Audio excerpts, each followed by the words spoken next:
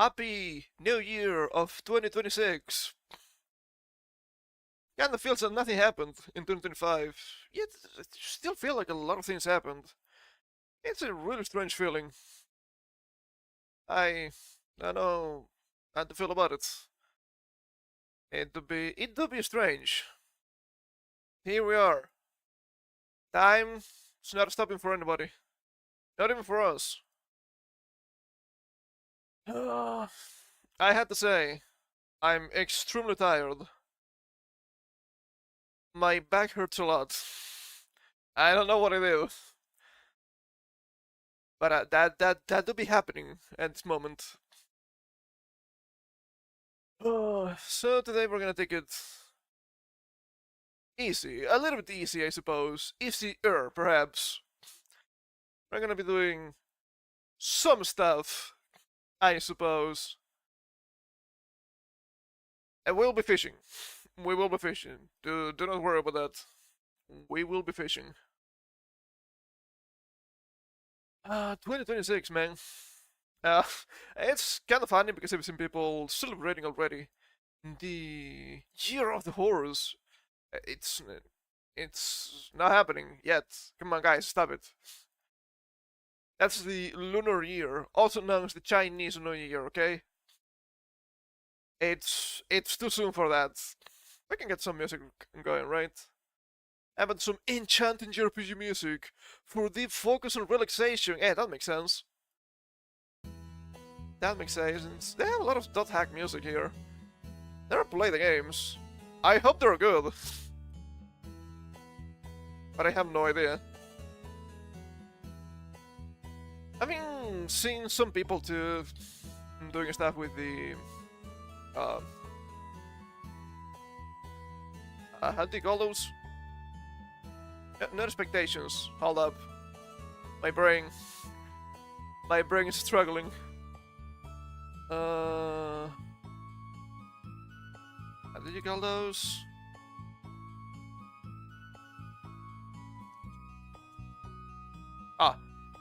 Resolutions. New Year's resolutions. And I kinda get it. But at the same time, I think it's a little bit silly. You don't need for it to be January 1st to do stuff. But I understand people reflecting on the past year and trying to improve. I don't know. I don't think it's for me. There's nothing wrong with that, obviously. If there's something I think I should do or I think I need to do, what am I waiting for? Maybe I should be doing that, right? But nonetheless, I've also been thinking.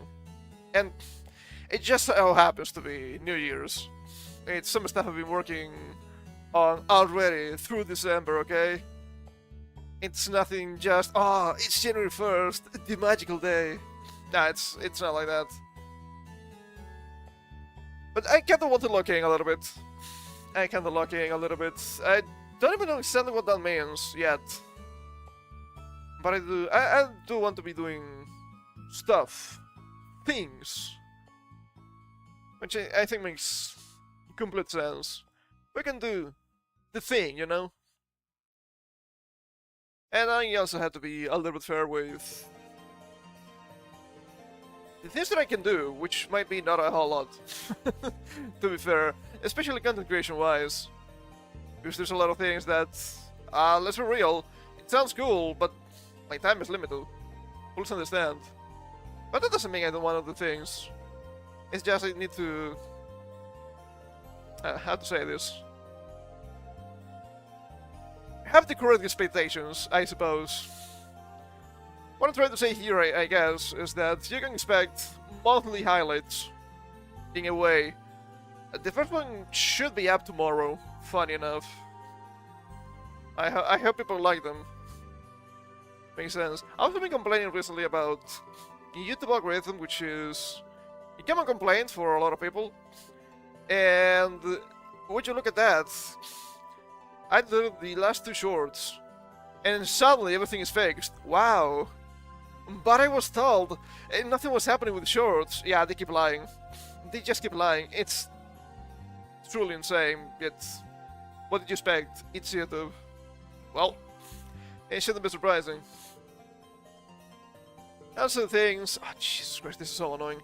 I don't know what I did. I think I messed myself up a little bit while sleeping because there's a muscle on my right arm near the elbow. It just keeps pulsating and vibrating constantly. It's really annoying. It's really annoying me. I know that my neck is not in the best shape possible, so it might be because of that. Maybe a nerve being on my nerves. What was I saying? YouTube stuff. Yeah, I was criticizing YouTube as usual. Hold up. I might be a little bit slow. As I said, I'm really asleep deprived today. Well, what did you expect? It is the shortest night of the year, after all. But yeah, I've been seeing a bunch of stuff for YouTube with AI moderation, AI content. It's just a quite literally crap storm, as they say, right? There are a lot of things going on, none of them are good. Great. You love to see it. But yeah, it's not gonna be a year of random BS go. There's gonna be a little bit of random BS still. But I need to be more mindful of the things that I upload and how I upload things, I suppose. Which I think is completely fair. A bunch of stuff I need to do on my own too. You might say, bigger content creators just releasing stuff non-stop. Well, yeah, they have editors, which is nice. Okay, I'm not criticizing that, but you have to understand that everybody does, which is also understandable. I also want to improve my exercising, so I need to get off my ass. I need to call a friend of mine, and we need to go to the sports store so I can get more discs for my barbells. I need to do that at some point. I think my current weight's a little bit behind. I could and should be doing better than this. Well, that's pretty good. What about drinking? Well, don't drink. Anyway, I just don't like drinking, okay? If you want to drink, it's completely fine. It's just not for me. Which I think is also completely fair. I don't know, it's kind of expensive and the effects are negative, so not a big fan of that. There's also this new debacle with PC components and all that. Stuff being extremely expensive. I'm like, dude, what do you mean? What was it? Hold up. There was a tweet. There was a tweet by Pirate Nation. I'm not gonna bring it up on screen, but I'm gonna read about it. Yeah. Yeah, this one. NVIDIA GeForce RTX 5090 prices already pushing toward 4,000 USD. Well, I'm not upgrading my computer anytime soon. I think it's good enough for most of the stuff I want to do. So it's fine. It shouldn't be a big deal. But it kinda sucks. So I guess the allegations of being a retro content creator are gonna continue. And you know what? I don't even mind it. I think it's completely fine. Because I do like old games anyway. Oh boy. Let me saying that, I do believe the big next RPG for Mondays is gonna be Clear Obscure, so... Well, it's gonna be a little bit of everything at the end of the day. I still need to buy it. I need to remember to do that tomorrow. I should be able to get that kinda cheap, which is nice. Do you want to check Alki Shop? A friend of mine talked to me about this a month or so ago. He bought some stuff from Kia stores, and like a year and a half later, he got the access revoked to the game, which is pretty scary. And that's not nice. It's 20 something bucks. Yeah, rather pay just like, what is this? 22? Yeah, it's better than having to pay 36, but at the same time, uh, there are potential pitfalls here, right? So maybe that's not the best idea, after all.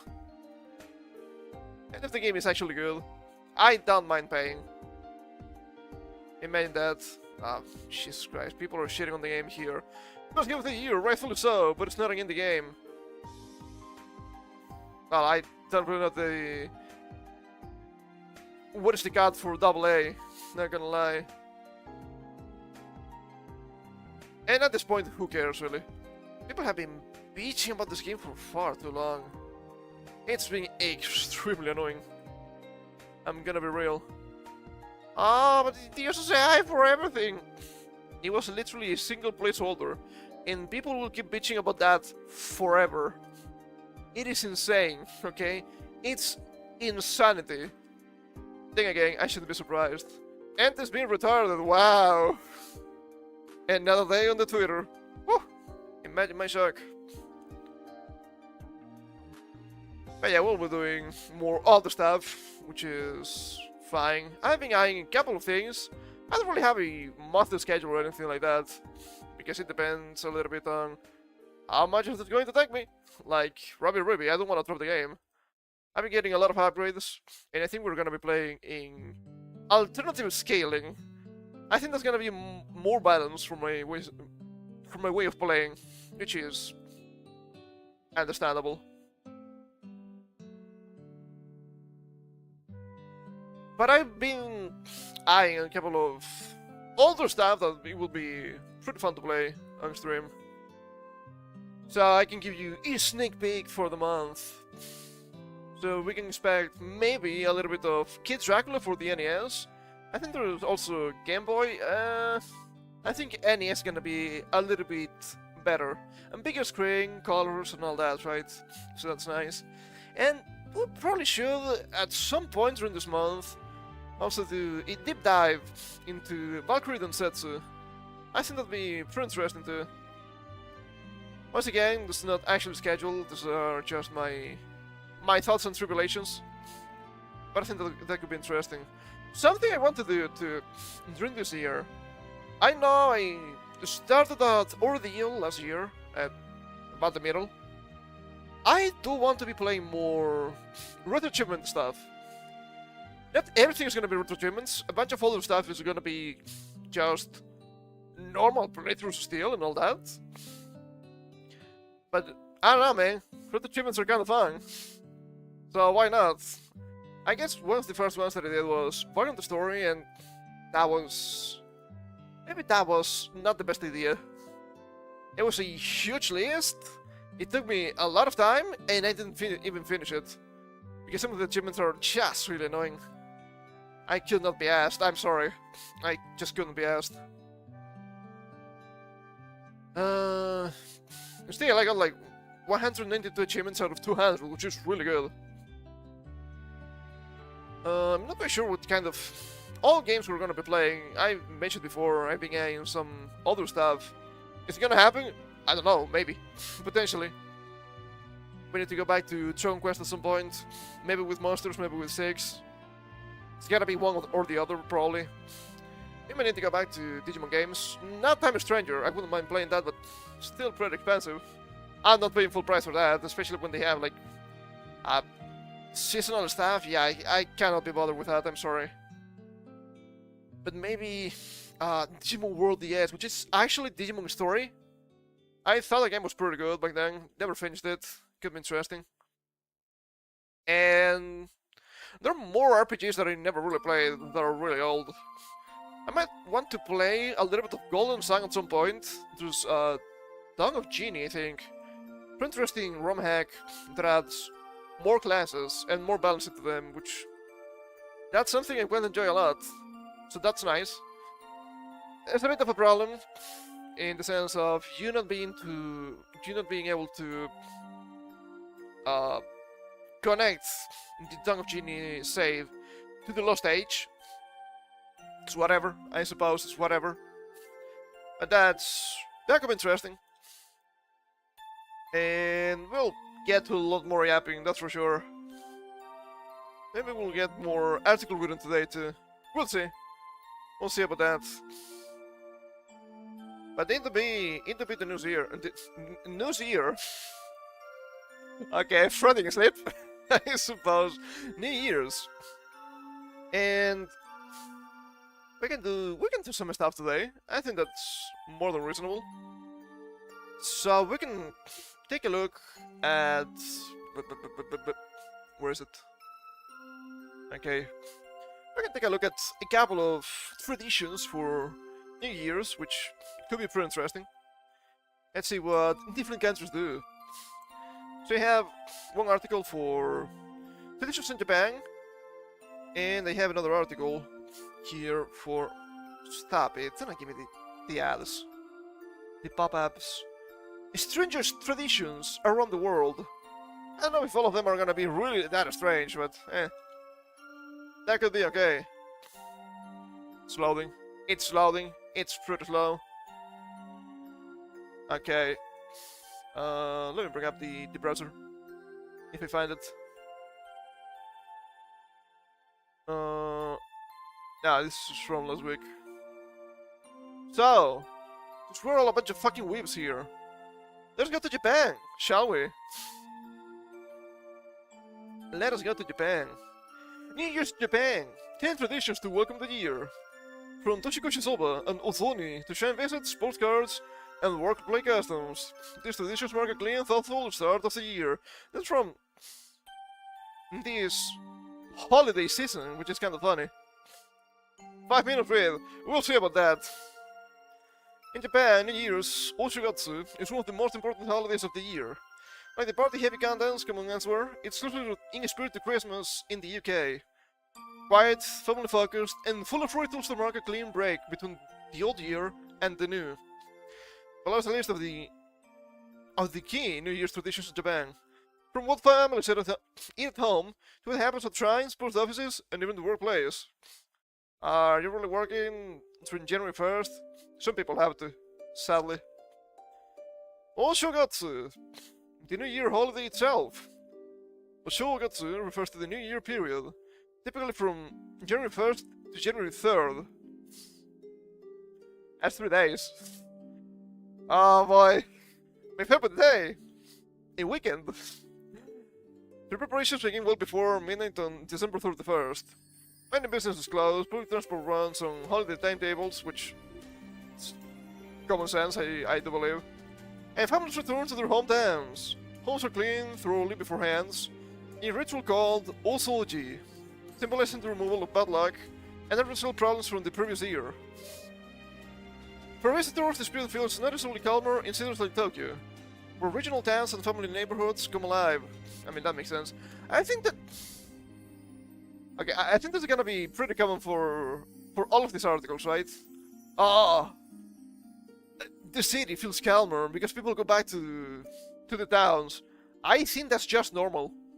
People do that everywhere because you want to go to the family, and traditionally the families live in more rural places, not necessarily the countryside, but it could be the countryside. That's funny to me. Toshikoshi Soba, a noodles for longevity. Hey, maybe we need one of those. On the evening of December 31st, families eat Toshikoshi Soba, simple buckwheat noodles. Careful if you have allergies. Served hot in broth, or cooked with dipping sauce. The noodle's length represents longevity, while their easy-to-cut texture symbolizes letting go of the year's hardships. You'll find soba shops packed late into the night, especially near stations. In Tokyo, neighborhood Sobaya, Tamaya keeps happening, it's not on purpose. Often stay open until just before midnight. That's pretty cool. I kinda like how they cut all the stuff, like the carrots and the mushrooms. This is a little bit better here, with the flower-shaped cuts for the Ozoni. Not actual Oni, okay? They don't use that kanji. Welcome to here with mochi. Eating on New Year's Day, Ozoni is a clear or miso-based soup containing vegetables, chicken or fish, and mochi rice cakes. I mean, isn't mochi just a rice cake? This varies widely by region. Kanto-style odoni is usually cleared with square mochi, while Kansai versions often use white miso and round mochi. Mochi stretches as it's cooked and eaten, symbolizing good fortune and continuity into the year ahead. Just anything can be good fortune. It's a bag, anything could be good fortune. It's really funny. Like the 7 gods of fortune. Why fortune? Why not? Why not? Don't you want to have good luck? Oh, well, I guess. I wouldn't mind it. That'd be pretty useful. Kinda funny to me. Otoshidama. New Year's pocket money. I remember this from my animus. For children, New Year's means otoshidama. Cash gifts from parents, and relatives. The money is placed inside small decorative envelopes called pochibukuro. It's pochi written in katakana, which is kinda funny. I think it's written with exotic animals or playful designs. Must vary by age, but the tradition teaches gratitude and responsibility rather than excess. But it was common for those Crayon Shin-chan episodes, right? Oh, you have to give me the otoshidama. It's not money, it's just a funny ball. Yay! It's a ball! Because they didn't have money. They didn't have money, but they still have a house, 2 kids, 1/2 cars. It's not that bad. That's not that bad. Hatsumode. The first shrine or temple visit. One of the most visible New Year's traditions is Hatsumode. The first visit of the year to a shrine or temple. Families and friends go to pray for health, happiness, and success. Popular spots like Meiji Jingu in Tokyo draw millions between January 1st and January 3rd. Maybe they have a lot of people, so that's why they have to stretch the holiday for 2 days. During Hatsumode, people often buy omamori, protective charms, throw omikuji, fortune slips, return last year's charms for ritual burning. Queues can be long, but the atmosphere is calm and festive rather than hectic. And you know what? I think we all should have a little bit of luck this year, right? So let me change something here real fast. Something I want to do before stream, but I completely forgot. Please understand. I could be stupid. Now this can be put a little bit better. Yeah, that's fine with me. That's fine with me. We all need a charm. A good luck charm. I think we need to collect all possible luck this year. Joyo no Kane, 108 bells at midnight. This is, the mission here. It's a Buddhist tradition. At Buddhist temples across Japan, bells are rung 108 times on New Year's Eve, in a ritual called Joyo no Kane. The number represents the 108 earthly desires in Buddhism, and each bell strike is meant to cleanse one of them. Some temples allow visitors to take turns ringing the bell themselves, a quite memorable way to mark the moment the year changes. I think that's kind of interesting. I wouldn't mind doing something like that. Bong, bong. It's kind of funny, okay? Ningachu. I remember this. Back when my sister was in Japanese classes, she had to do some of this. Instead of Christmas cards, Japan has New Year's postcards sent to friends, colleges, and extended family called Ningachu. These cards thank recipients for the past year and wish them well for the next. A distinctive feature is the printed letter number on each card. Every year, Japan Post runs a draw where winning numbers receive prizes such as cash, stamps, or food items. It's common for households to check their stacks of cards together after New Year's Day. That's not too bad. That seems kinda nice. We also have Oseibo, year-end gifts of thanks. Not enough with just the 25th, huh? This grade is just biblical. But not limited to New Year's Day itself, Oseibo is closely tied to the season. Giving in December, these gifts express gratitude to colleges, clients, teachers, or family friends. Typical Oseibo gifts range from chocolates to coffee to premium items like A5 grade Wagyu beef or seasonal fruit. That's only if you're lucky and somebody with a bunch of money, because that's not cheap at all. Department stores dedicate entire floors to Oseibo displays from November onwards. I guess that's actually not that different from Christmas to some extent, isn't it? That's kind of funny. That is kind of funny to me. I think it's nice. It's just the... yeah, I don't need to explain this. It's your end gift of thanks. I think it's nice. I think that's a nice tradition. You shouldn't go overboard with it. Anyway, I now a lot of people do it with gifts. It's fine, okay? You don't have to. Workplace customs during the New Year period. I mean, this probably depends on your company, right? Also, it's kind of fun to me that they're just working with computers, but they wear like actual suits. It seems strange to me, but yeah, that kind of makes sense. Although offices usually close from late December to early January, New Year still carries professional meaning. Then get your thing exchange between colleges, and it's polite to acknowledge the year's end with brief messages of thanks. When work resumes, staff may bring small regional snacks, omiyage, from their hometown visits to share with the team. Despite the food being really healthy in Japan in comparison to the West, especially in comparison to the US, I do believe I would get kind of fat in Japan. Because they have a lot of interesting, like, souvenir snack and souvenir food stuff in general that I find to be quite interesting. Like those food boxes. I suppose they're meant to be like bentos for the train. But you look at them and you're like, well, that looks kinda cool. That looks really appetizing. Maybe I wanna try it. Well, if the food is good, I don't think I would get really that fat, but I like food, what can you say?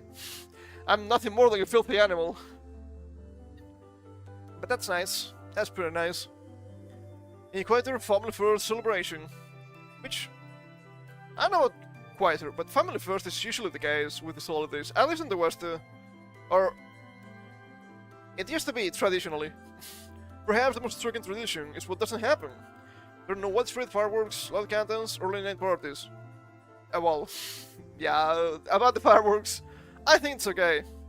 Indigenous in Japan values resetting, reflection, and togetherness.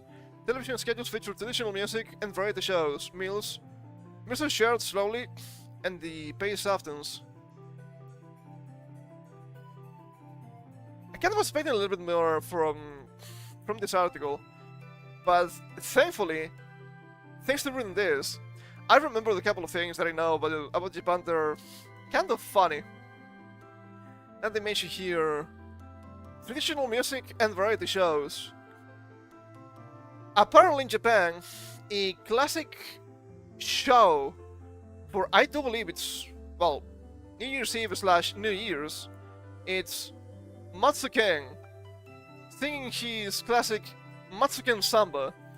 If you watched Gintama, maybe you recognize the name of Kato-ken, because it was a parody to that guy. It's a hilarious song. I say song, but it's actually songs, because there's also Matsuken Samba 2.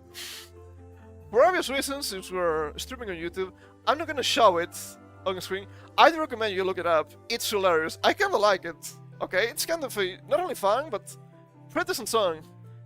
Samba, oh, Matsuken Samba. It's really funny, and I think that's hilarious to me. So you have a Japanese guy just wearing an insane costume. It's not that insane, it's just that it's really bright. Having a Japanese style with Samba, it doesn't make any sense. I guess I can bring up a picture of the guy to show. It's hilarious. It's Matsuken. Oh, I forgot about this. It's here in my in my Firefox suggestions, because I remember watching this. Nene from Whole Life actually have a... Was it during a live? It said 3D, I guess so. A performance of Matsuken Samba. That's hilarious to me. Looking up in this image here. 50th anniversary? That's crazy. He doesn't look that old. That's crazy to me. Hold up.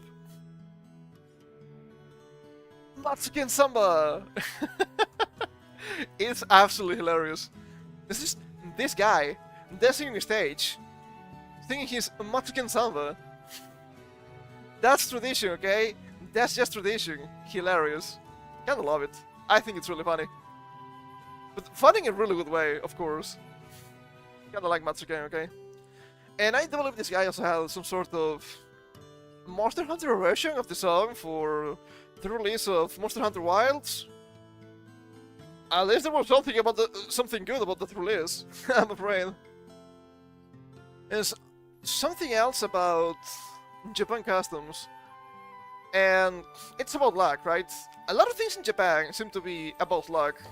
Do you know that the combination of white and red colors are lucky in Japan? I guess I'm screwed. I don't have any of those on me. But there's a classic thing for like in the beginning of the year, and that's about your first dream of the year. There are 3 things that you can dream about, and they're meant to be lucky. Mount Fuji, which, okay, I guess that makes sense. Hawk, like as in the animal, and eggplants. I had to wonder, if you dream about the 3 of them, do you get like 3 stacks of luck? That'd be pretty cool. I don't think so. I didn't dream of any of those. I mean, it'd be strange for me to dream about Mount Fuji, to be fair. I'm not quite sure what I dreamt about today. I just felt like I fell into a coma. I was extremely tired, and yet I went to bed kinda late. The shortest night of the year, after all. It's on purpose. We didn't even have like an actual party or anything like that, but still.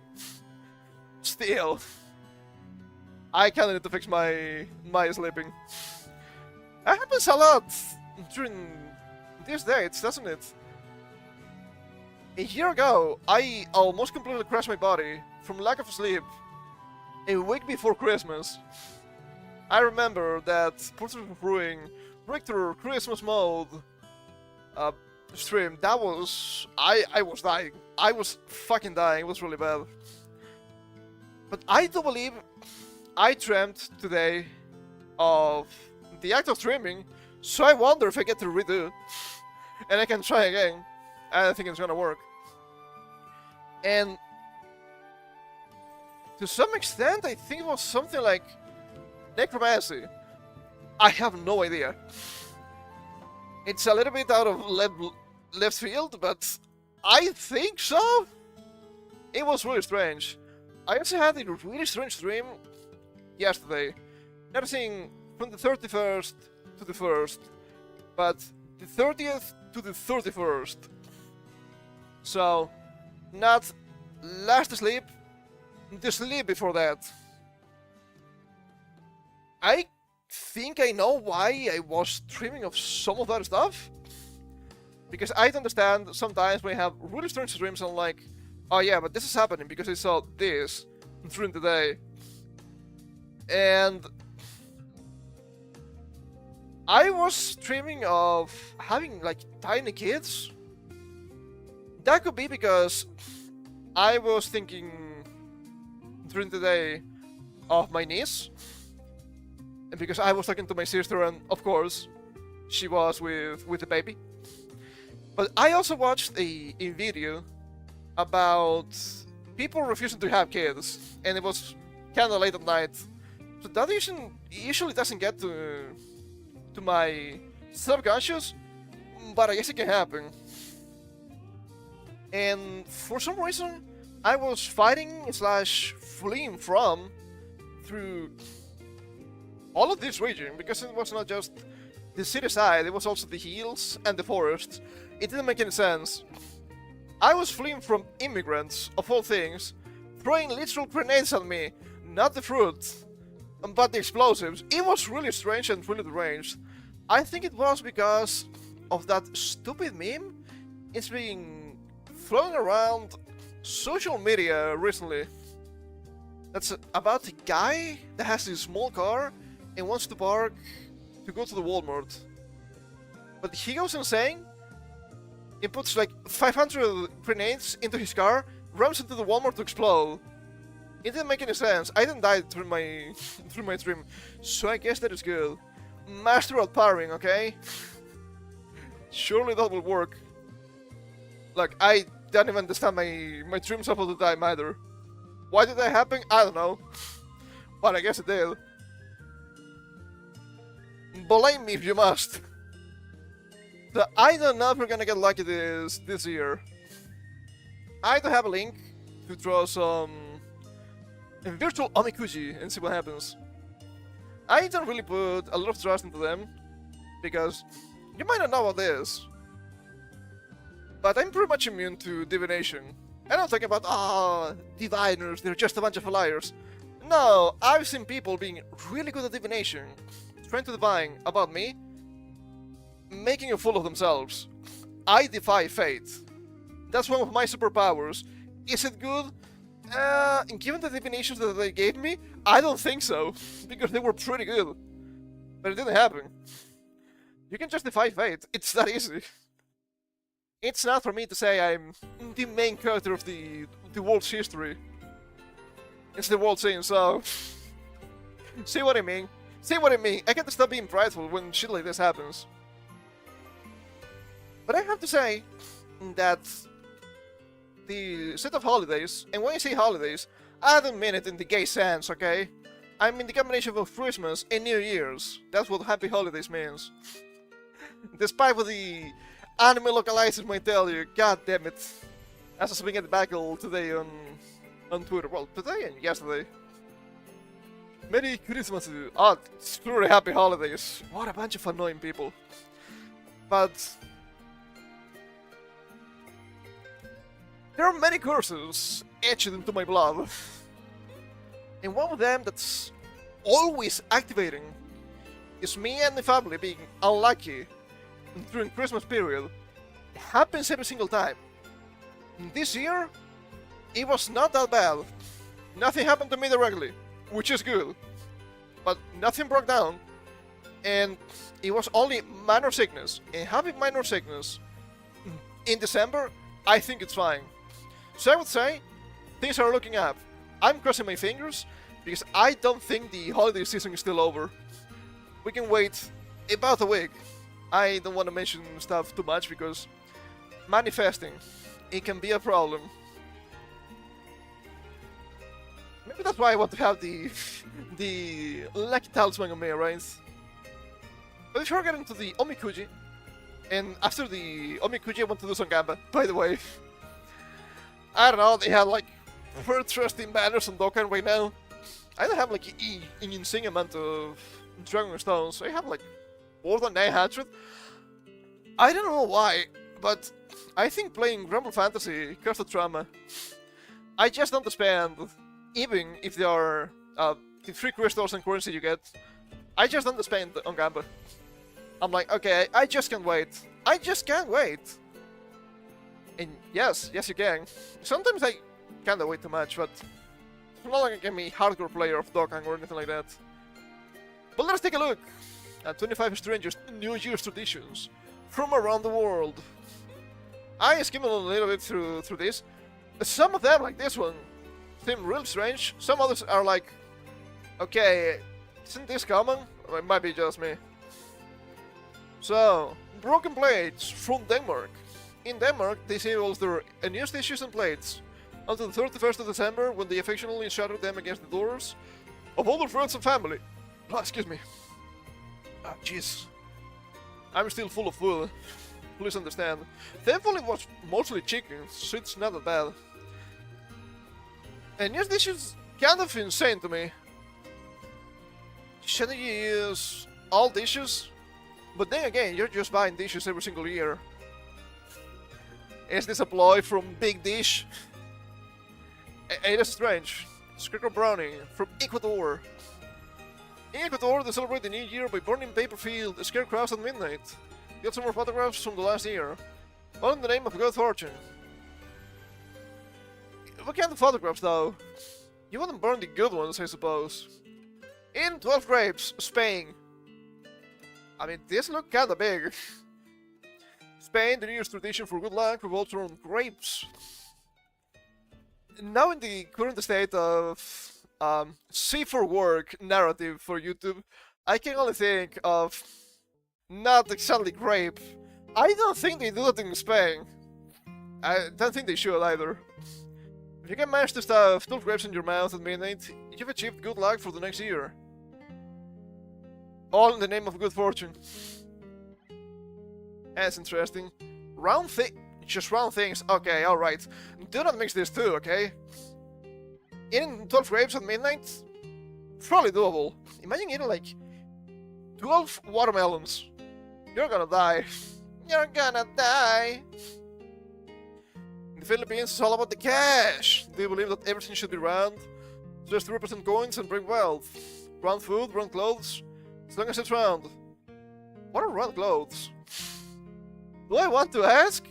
How fat do you need to be? I don't want to know. Colored underwear from South America. In some South American countries, wearing colored underwear will determine your fate for the new year. Red underwear means you'll find love. Gold means wealth, and white signifies peace. Do people really have gold underwear? I guess yellow would be reasonable, but gold's kinda fancy. 108 trains in Japan, we saw that already. We don't need to get through this. It's about the 108 earthly desires. And some people also call them sins, which is not wrong, I guess. Takanakui Festival in Peru. Every year, at the end of December, people in the small Peruvian village fierce fight to settle their differences. They then start the year off in clean slate, my bad. It's kind of funny. Maybe we need to bring this to all of the countries, right? That settle things up. Square up, fuckboy. That would be funny. Nah, people would go overboard. Dropping ice cream from Switzerland. In Switzerland, they celebrate the new year by dropping ice cream on the floor. This feels like a joke. I just don't believe you. I just don't believe you. Is it bullshit? It's actually real. It's actually real! Symbolism. This is from the AI. It's a playful way to ensure that life sweet moments fall into your lap in the coming year. This feels like a normal kid made a mistake, something fell, and they had to create a tradition just because of that, okay? Seems a little bit strange. Coin tossing from Romania. There's a racist joke here. In Romania, they throw their spare coins into the river to get good luck. Okay, alright. Toss a coin to your Romanian. Water buckets in Puerto Rico. Oh, graphic design is my passion. Well, not like my thumbnails are any better than this. It's a part of Puerto Rico to throw pails of water out of the windows to drive away evil spirits. I guess that's not that uncommon. Not the practice in the New Year's, but the practice in general. Kind of interesting. The concept of the holy waters, not just Christian after all, right? If you know a little bit about Japan, you may have seen that the Shinto shrines have the... how do you call this? Is it a fountain? I don't think it's really a fountain, right? But you have this place with the water near the entrance, so you can clean yourself in and out to get rid of the kegare, or some people also call it malice. So the shrine itself doesn't get dirty and corrupt. Not that uncommon, I mean, it makes sense. If it's good for just cleaning, it's also good for spiritual cleaning, I suppose. I think it makes sense. Don't forget the cows, Belgium. In Belgium, they take their livestock seriously. At least seriously enough that the farmers wish their cows a happy new year. That's kinda cute. Sweet coins in Bolivia. In Bolivia, coins are baked to the sweets, and whoever finds the coins has luck for the next year.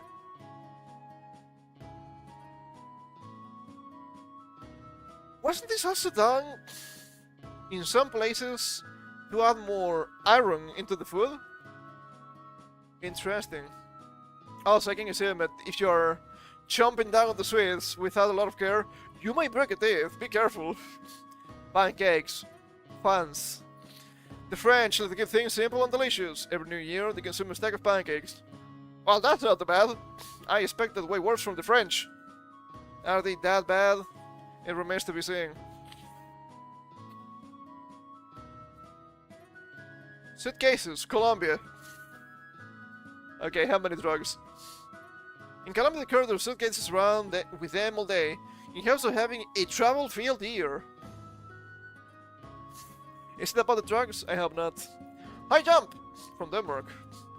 In Denmark, people climb on top of chairs and literally jump into the new year to bring good luck. Oh, I heard about this before. I think it's not just Denmark. But I'm not quite sure. That's funny. Target smearing in Thailand. Instead of throwing buckets of water on each other in Thailand, let's go around smearing each other with great talk. That seems really annoying. I would enjoy this. Cemetery sleepover, Chile. With your big titty goth GF, I suppose. In Chile, families spend the night in the company of their deceased loved ones by sleeping at the cemetery. I mean, is it kinda cold? Animal whispering from Romania. Just like in Belgium, Romanian farmers try to communicate with their cows. If they succeed, then it means good luck for the year. What do you mean if they succeed? How would they know if they succeed or not? Maybe they have a bunch of rangers and druids with the speak with animals spell. That's kinda funny. Maybe you moo the cow and then the cow moves back. Oh, it moved back. Of course they understand. Bread power, Ireland. I can't believe it is not Italy or France. In Ireland they hit the walls with bread to get rid of evil spirits. Well, I did not expect that. That's for sure. Furniture disposal, South Africa. In some parts of South Africa, they throw all furniture out the window. Are we sure this is a tradition and not people chimping out? It's hard to tell sometimes. Frozen trunks, Siberia. Yeah, that checks out. That checks out. Just as you might expect, in Siberia they jump to frozen lakes carrying 3 trunks. Yeah? Russian people, okay? They're really strange. Spellcasters in Finland. In Finland, people predict the coming year by casting molten thing into a bucket of water and preparing the resulting shape. That's kinda cool. They're Viking maxing. That's nice. Effigy burning in Panama. Isn't this like the scarecrow thing we just saw? In Panama, the New Year's tradition for good luck is burning effigies of everyone and anyone famous. Do not do that in the EU. You're gonna get into jail. First footing, Scotland. In Scotland, the first person to cross the threshold of a home the new year should carry a gift for good luck. What if it's a gift for bad luck? So evil. And for abundance, Estonia. In Estonia, it's all about eating the New Year's tradition food. People eat 7 times in a New Year, on New Year's Day to show abundance in the new year. I mean, people are gonna eat a lot, no matter what you do. But I think it's kinda funny. Nonetheless. Okay, let me bring up the omikuji. Which I didn't before, because I didn't want to see it. I think I opened this yesterday and it was really good luck. So we'll see. I can bring this back up. And we can take a look. Free Omikuji online. Surely this will work. This is pretty much the same, right? Instant yes, no answer. 100% free Omikuji. Authentic temple experience. Authentic. I should ready to unveil your destiny. Reveal. Middle blessing. Chukichi. A positive fortune indicating good prospects, with so many challenges that can be overcome with proper attention. That makes sense. Tailored breathing. Housing and moving. That sounds a little bit scary. Home matters improve gradually. Make steady improvements. Is this a Is this divination or is this just like hints and tips? It's kind of funny. I think the one I got yesterday while I was scrolling to get one of the sites up. This was not the first one I found, by the way. I think I mentioned like really good blessing and really good business. Hey, how does the guys? We go back to the temple. Good fortune. Do we draw a new one and see what happens? This should be the one that counts, though. I guess I could click to see guidance. Okay, guidance. Text over text. Stay positive while remaining mindful. Pay attention to details. Balance optimism with caution. Work steadily towards your goals. Okay, sure. I can get another one for fun. Oh, what about business and career? Still progressing career. Consistent effort brings rewards. I mean, it feels like they're not saying anything, right? New fortune. This is just for fun. Opening blessing. A special blessing indicating a time when fortune begins to flow. All obstacles are clearing and new paths are opening. What about lost items? Lost things return unexpectedly. Trust in divine timing. Do we trust? Do we trust? I don't know about that one. That's kind of funny. I kind of want to keep drawing until we get bad luck. I want to know if it's actually real and decide. Small blessing. Modest but positive.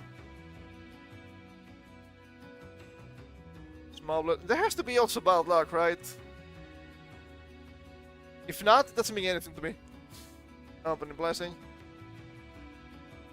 Small blessing.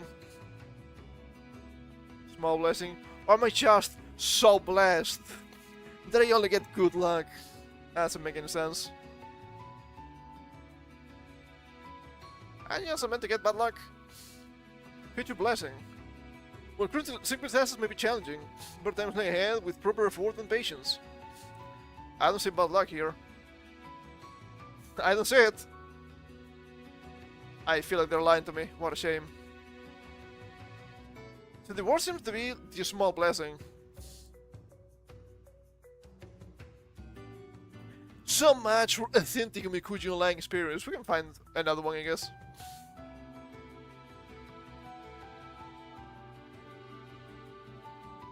If we can get lucky. Okay, this is the first one you saw but didn't load properly. It's like anime on Mikuji, but the images didn't load. This is really old site, I think. Let's throw the images. That's documentation. Paji toolset. I guess this could work. We can have some fun with this too. It's kinda centered. It's kinda centered, it's kinda okay. Focus your mind and click the box to read your fortune. Okay, we need to focus. Now, shaking the box. Middle blessing. Middle blessing! Steady steps with lasting smiles. A bad half was lucky, sketchy. With personal effort, luck may improve in the future. Can we get bad luck? Oh! They have curses here. So I'm gonna believe in the middle fortune then. Curse, no worries. Surprises may wait around the corner. Unlucky, yet bad things are not guaranteed. Add cautiously. Reflection and improvement will raise your luck. Adds. See, I do trust this a little bit more. Because they actually have bad luck. Hilarious. Hilarious. Yep. Okay, since we got about middle luck, how about we gamble a little bit?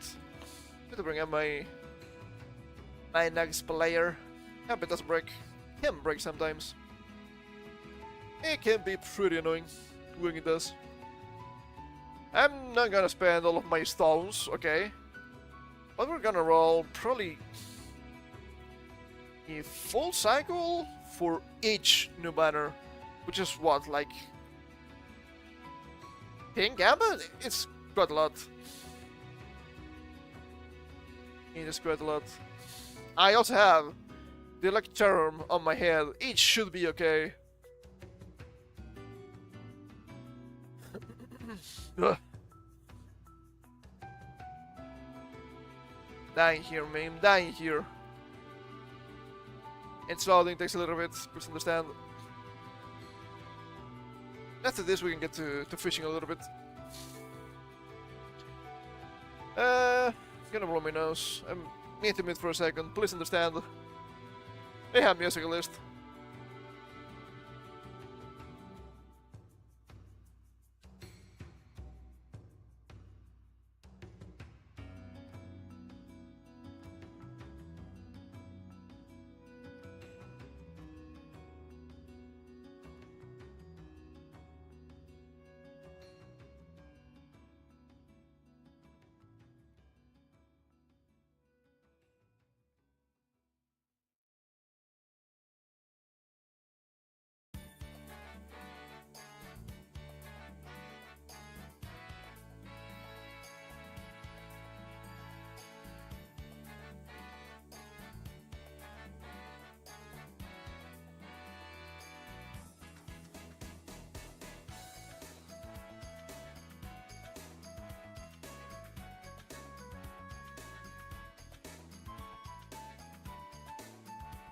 God damn.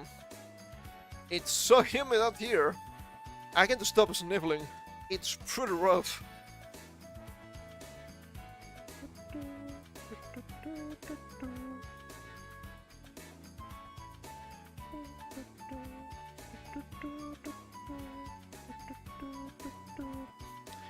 Is this loading? Yeah, it's actually loading. Finally. I gotta wait until I'm actually in the gamma screen, because sometimes it breaks before that. Hasn't happened in a while, but it can happen.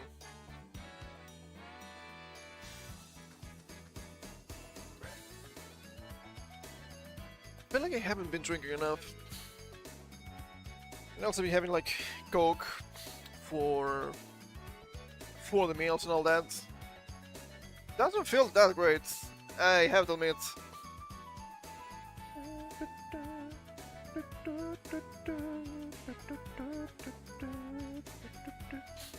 Happy New Year 2026 celebration! Yeah, shut up. All with the pop-ups, they're so annoying. Okay. Let's bring this up.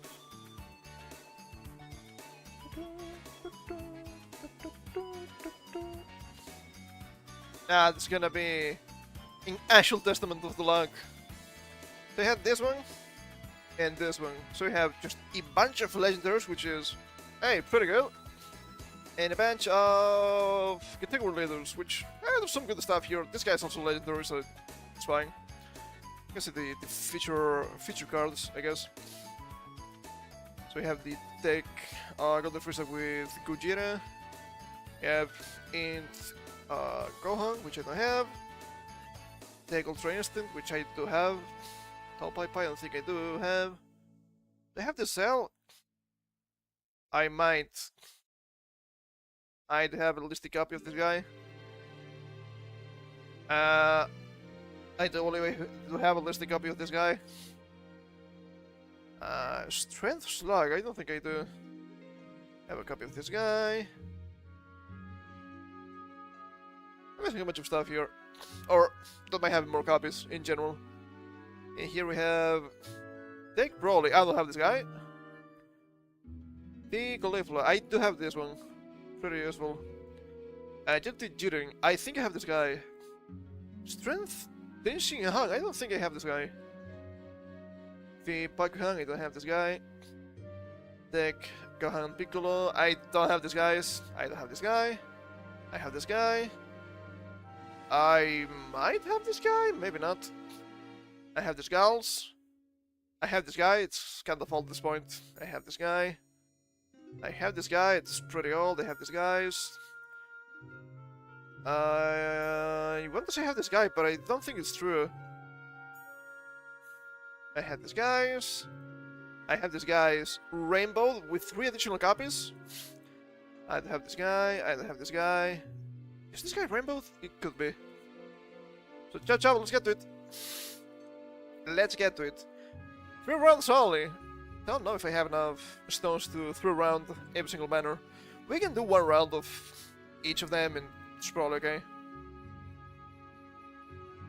Let's see. How lucky can we get?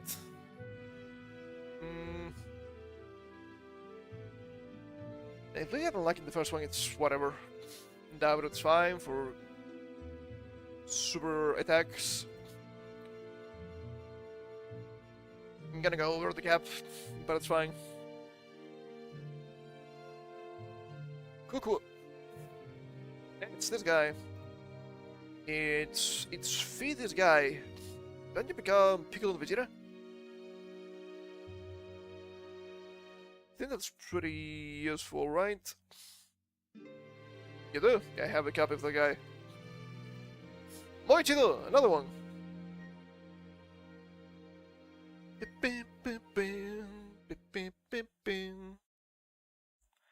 Super Saiyan. Okay. Ooh. Only single scene. That's kinda bad.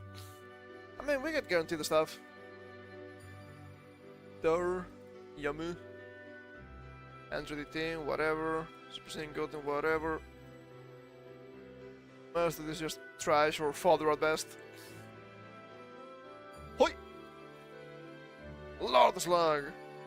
Demonic power. Yeah, if it's the one with the demonic power, I don't have this. Which is nice. I'm pretty sure I don't own this fella. Yeah, first copy. I have more stuff for the Namekians. Kinda nice. I have a lot in that category, I feel. So I don't mind it. Or Super Saiyan. Okay. Ah! Only 2 Catins again. Okay, fodder, more fodder. More trash. More trash. Get this shit. I'm pretty sure this gal is rainbow for me already. So it's whatever. Envtubers.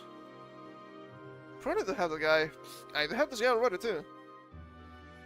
And this thing, yeah, that was pretty nice actually. Pretty nice pull.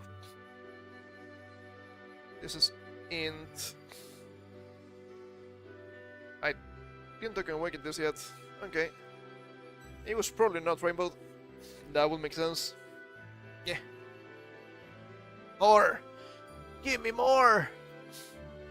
I require more. Can we see a big thing at some point? Super Saiyan? No. All in 2 again. Sure.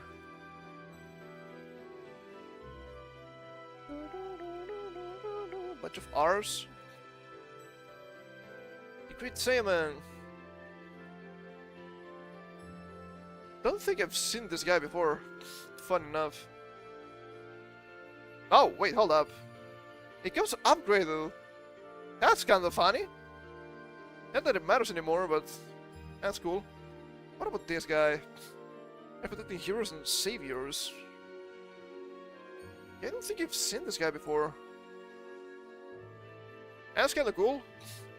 Finally, a good Mr. Saiyan card, I guess. That's nice. We don't see those a lot.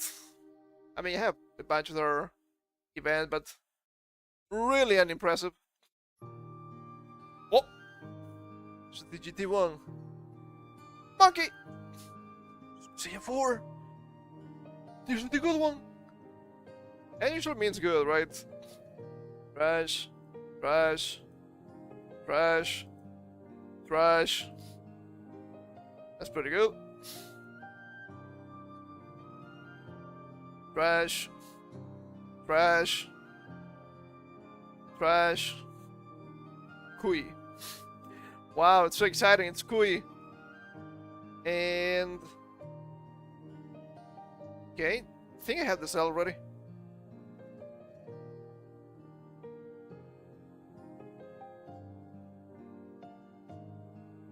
Yes, it's true, there are category leaders, but Not that impressive. Oh, it's actually the first one you can get to this point. They have a similar looking perfect cell in strength. That's interesting. I suppose. Eh, we got Kui, baby. Planet Namek Saga. It's kind of funny. I mean, it can't be that bad. It's kind of a new card. Should be okay. Now let's go to legendaries. The first one is not guaranteed. Just something that released in 2025. Which, fair. Super Saiyan.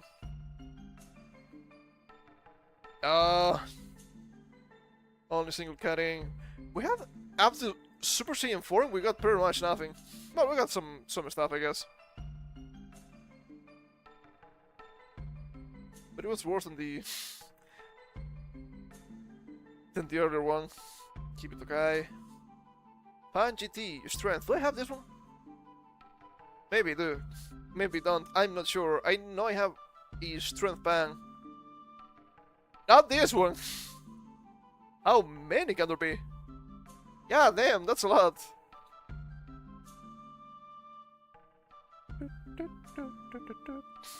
Where's this song from? Oh, Legend of Legaia. And Dikurua after Mist.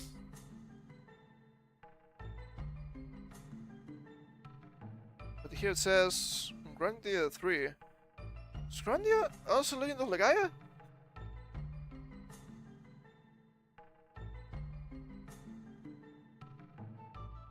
Nah, it has to be... Okay, I think I'm gonna trust the text and not the image. Yeah, by here they have Grandia 2 as the background, but the music was from Fire Emblem. That sounds nice. That sounds nice. Okay, I'm not installing the poll, I promise. I was actually curious about the music. Poll! Release!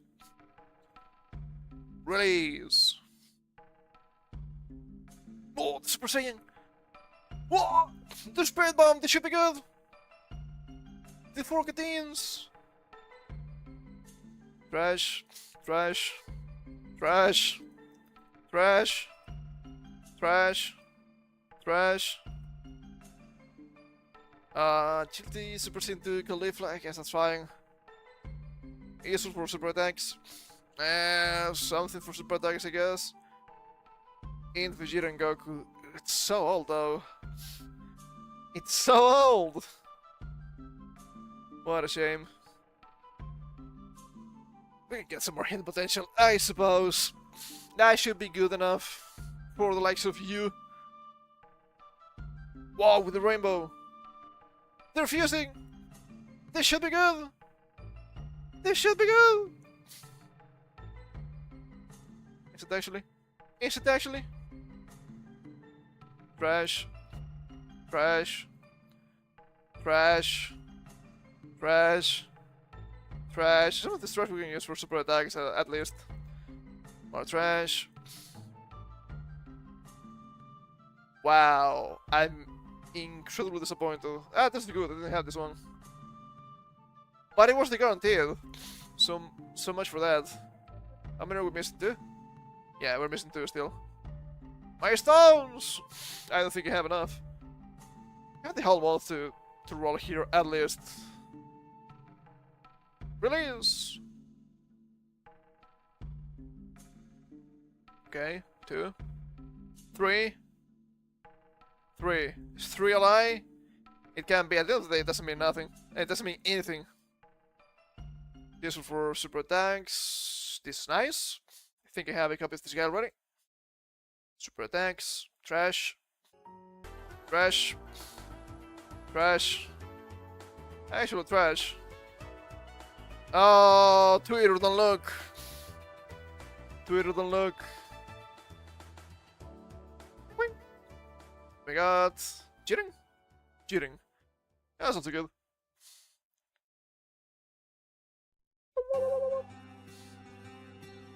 So, what do you have here? You have a Dragon Ball Saga. It's actually the second copy. How did that happen? No, Twitter, don't look!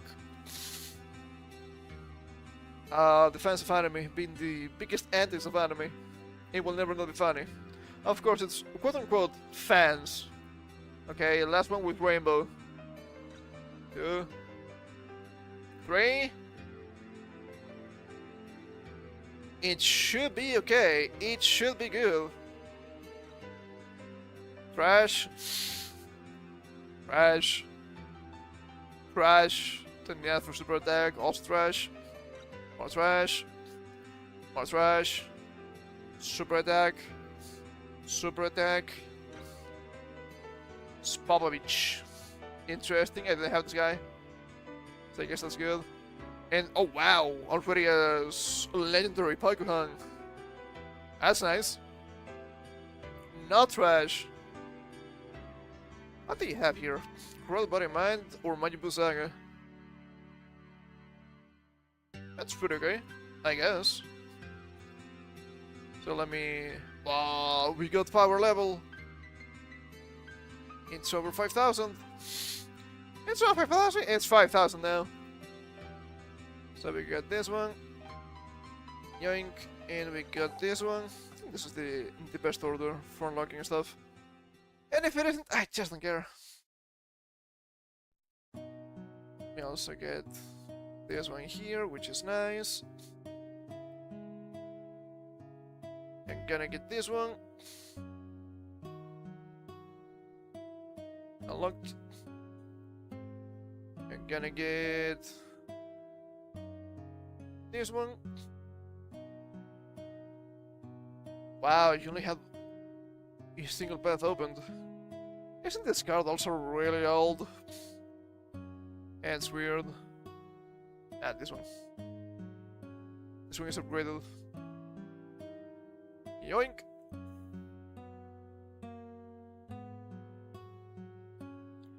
I guess I did have this guy at some point. I guess I did. I don't remember getting it. Funny. Wow, now it's better. That's just better.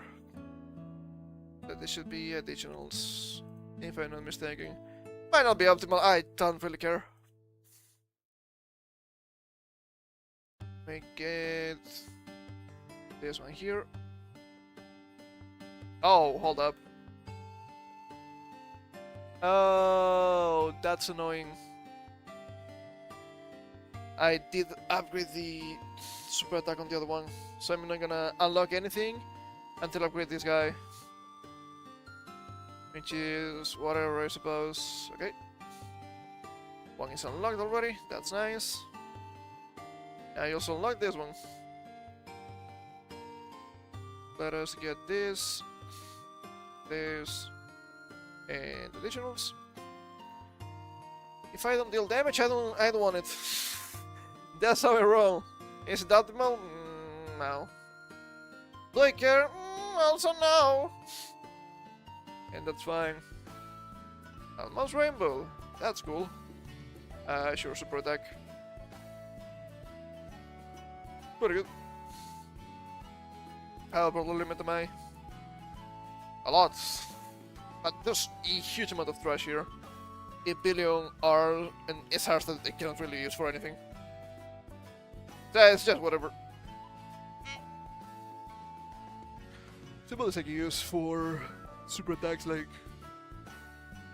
a thing evil blue. But that's cool.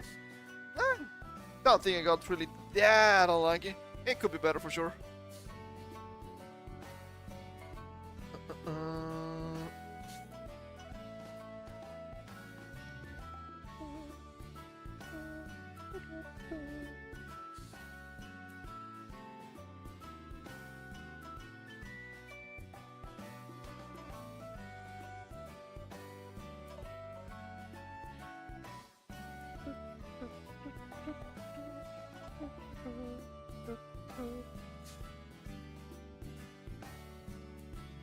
Okay, what do I need to open now? I need to open my Joy to Gi because we're gonna be fishing. So if we're gonna be fishing, Okay, I can close this. No more knocks. Do not close OBS. Do not make that mistake. Okay, and I need to bring up the other thing. My retroarch. For things. For funny things. Apparently this game is gonna be pretty short. But I'm fine with that. So I need to load... Oh, do I need to move stuff? I might need to move stuff. Yeah, I will need to move stuff, hold up. So this is here. In a carpet. In a folder. Some sort of a strange place. In the twilight realm, the lies between sleep and reason. I need to bring this to easy access hard drive.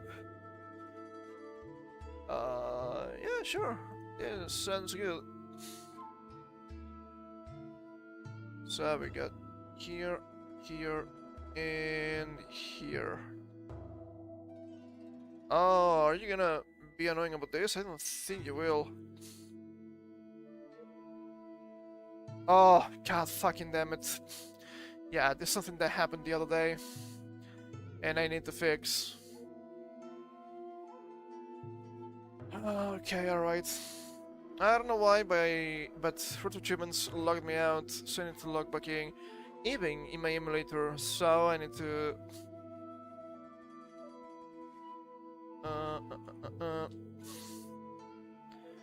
I need to look this up again. Add quick menu, main menu. Online updater, configuration file. No. Ah, jeez, where was this again? Settings. Visibility, network. No, this should be for online play. User? Accounts? Wow.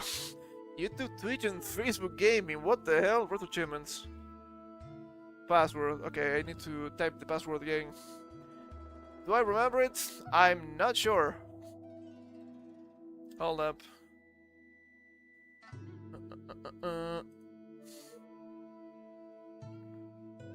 Let's see. Did I change it? I'm not sure. I don't think I did. Ah, Jesus Christ. Can't I just write with keyboard? I guess I can't. Okay.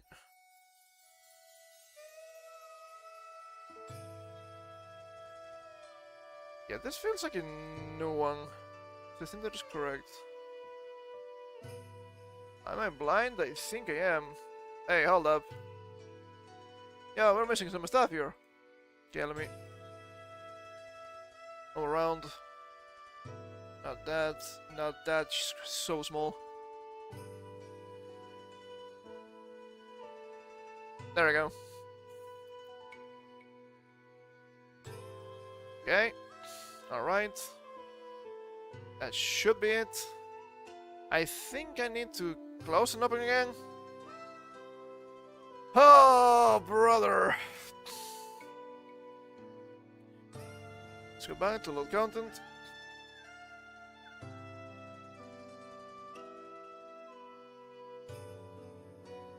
Did it work? Hey, we're logged in now. That's good. So I guess I actually changed the password. Interesting. I don't remember doing that, but I guess that makes sense. May not have been working properly. That happens. That happens sometimes. That happens sometimes. So we're gonna bring the game up on screen. I did not forget. I was making sure everything was working. And I do believe the size is just perfect. We're done!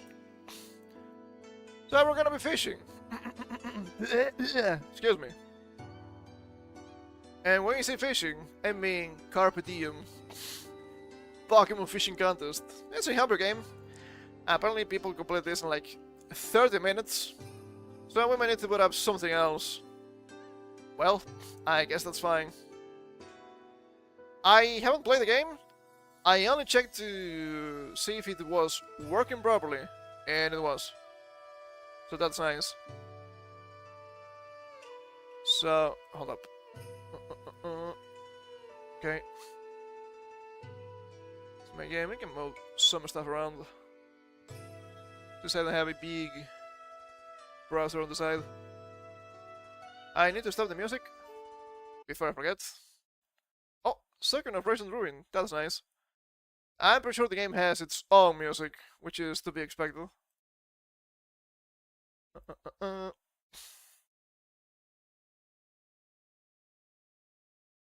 And we unpause the game. And I get me controller here. Carpe diem, press start. Do you know what day it is today? Of course you do. Tuesday, you think? It's not Thursday.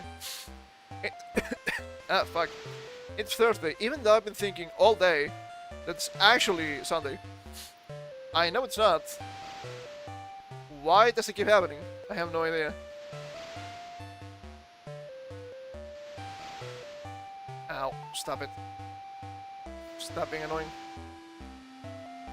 My arm is just not stopping. What an ass. Ah, of course you do. No, that's right. It's finally Carpe Diem. Our region has hosted this fishing contest for generations. I'm excited. I'm confused. Well, I guess I'm excited. And that's the spirit. As you may know, the rules are simple. Find major slowpoke by fishing spots and speak to her to start. Whenever you hook a new Pokemon, she'll give you its stamp. First person to earn all 10 Pokemon stamps wins a fabulous prize. Let's get to it. I'm not ready! Let's get to it. And best of luck out there. You got a good shot to be the next champ. Don't forget to hit the start to check the stamp card's progress. This doesn't really feel like a Pokemon game. It feels more like Dragon Quest.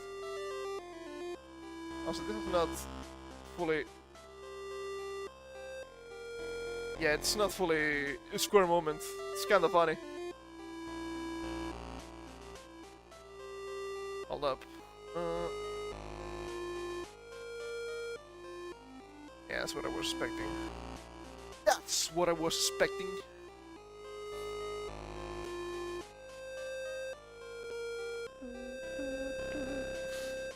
Can I get this? Stepping up where the wild aquatic Pokemon are to Chapter 1. Minecraft can be found everywhere. You'll likely catch one by mistake. Tentacle and Krabby make their home in quiet coves and beaches. Cool things appear in your towns as they are commonly kept as pets. Keep reading? Sure. You haven't found the other chapters yet. Oh. You got a fish and roll! Nice. What about the radio? You switch off the radio. Oh! So good. Remember running late, but that's no excuse not to make your bed. What about this? Nothing. Shameful. What about the windows? Nothing. Shameful. Look, it's finally awake. You're finally awake. Is it Skyrim?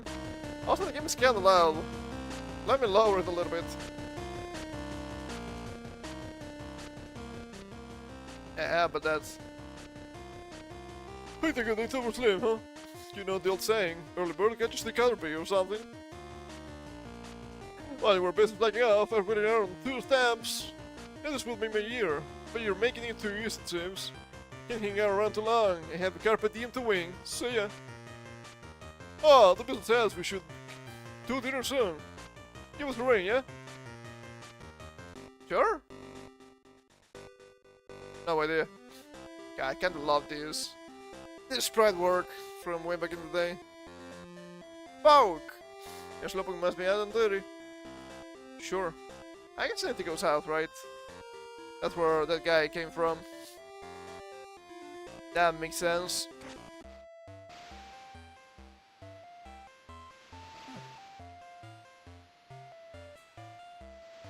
And the fish. Oh! You got a tentacle! You're on the new stamp. Whoop. Is this just tentacle? You're really caught tentacle! Just let it go. Yeah, we need to talk to the slowpoke every single time. I cannot just swim. Swim? Fish on my own. You got a crabby! You're on the new stamp. So I guess there's just 3 species here. Of course. You got a Magikarp! You're on the new stamp! Wow, I really got 3 stamps. That's crazy.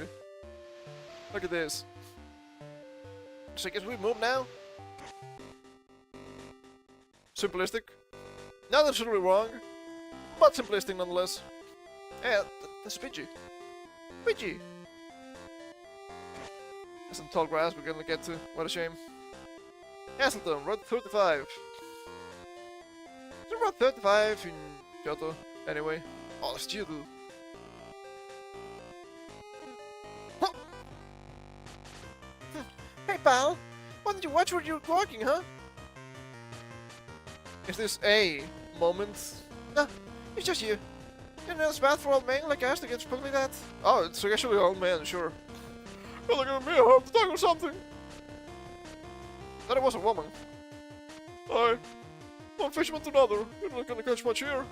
Just so Kevin made one of the local Nidorino pretty angry. I can't let anyone pass down to the fishing spot until he goes down. And the mayor's slowpoke, but no, I didn't expect her to act too quickly. Anyway, let's grab a brew later to celebrate my big Carpe Diem win. I guess it's always the same guy. I can take a look.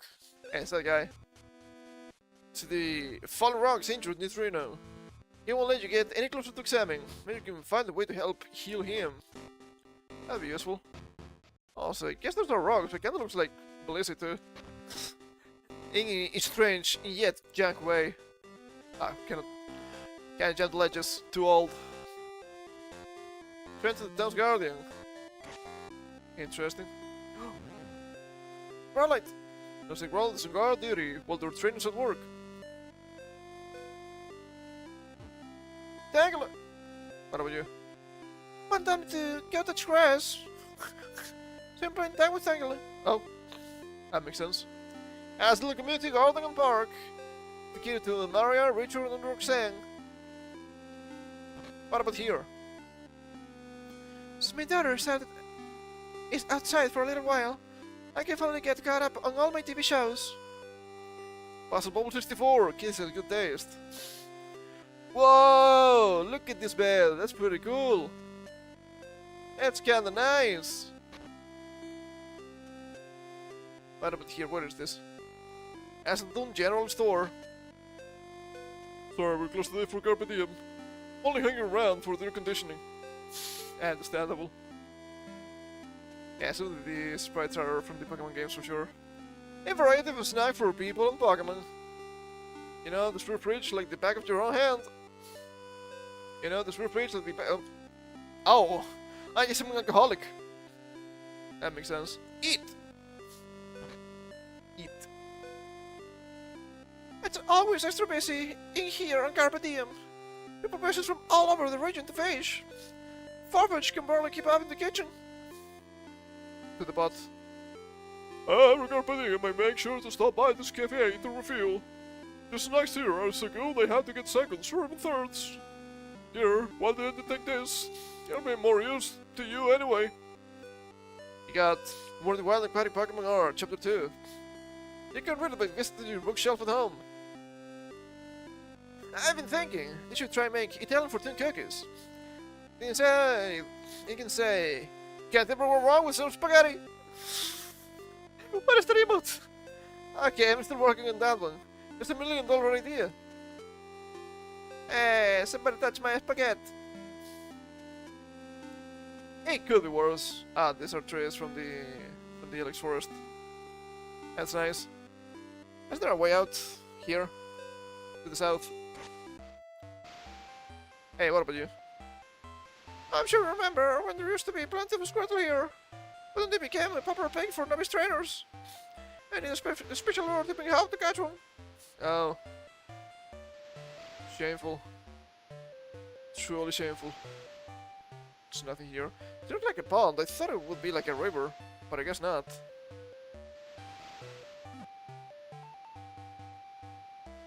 Oh. You got a golding! Journal the new stamp. Golding standard. Is that actually the first? Ah shit, you got another golding. And let it go. I'll have. This thing has like 6 achievements, it's 22 points. It's not all that difficult to get, but it's fine, right? It's New Year, so we can just chill a little bit by fishing. By fishing some stuff.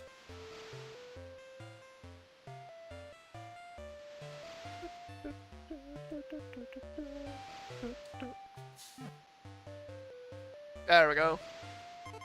Whoa! Polyswag! We got a Polywag! You're the new stamp. Magikarp. Yeah, of course. You already got Magikarp, you let it go. That was simple. So I guess we need to come back here with the special lure at some point. This vending machine still has corn soup, some sort of season. Amit soup. Hold up. It's still the same. What about you? The magnet train. Look and take the train to Kingsport. My news, we're on a holiday schedule today. Little we know when we're going to leave. Well, no, fault there is. Damn politicians cutting our budgets. But then I say this. Oh, you cannot say that. It's the games, okay? Even the games. Agree with me. Stop it. It is not by my hand that I'm once again talking about politics. Only Ms. Lobok truly understands the value of public transit. We can get more representatives like her and less war. Oops, I'm on a tangent. You may have more luck at Kingsport Station. Maybe this guy is right. Maybe we need more animals in office instead of the other animals we have nowadays. Whoa! Oh! She didn't catch the other one, what a shame. It's a pretty good bird. Maybe not the best, but not really that bad. Computers were never your forte. Here goes nothing, I guess. Check mail, read news. Hey, is this guy me? Asking for a password. Love the fish 64, sure. Nah, that wasn't it. You know this wouldn't be that easy. The computer bus you have, you had to start from the beginning. I guess I need to find the password somewhere. What about red news? There's 30 stories with a lot of comments. Let's take a look. Child Prodigy defeats mob boss and forces corporate takeover. Continue resolves ancient dispute. Stops planet terraformation. This is hard, right? Wonderkin meets God and the Devil. Traps them both impossibles. This is you know. Seems typical. You're not sure why everyone is overreacting. Okay, that's kind of funny. I like it. Second year in a row, I entered the short straw to work on Carpe Diem. I am for the clear blue water, gentle tug of the tides. You can take this moment to live through you vigorously. Oh, yeah, that's great. Okay, pal, sure thing.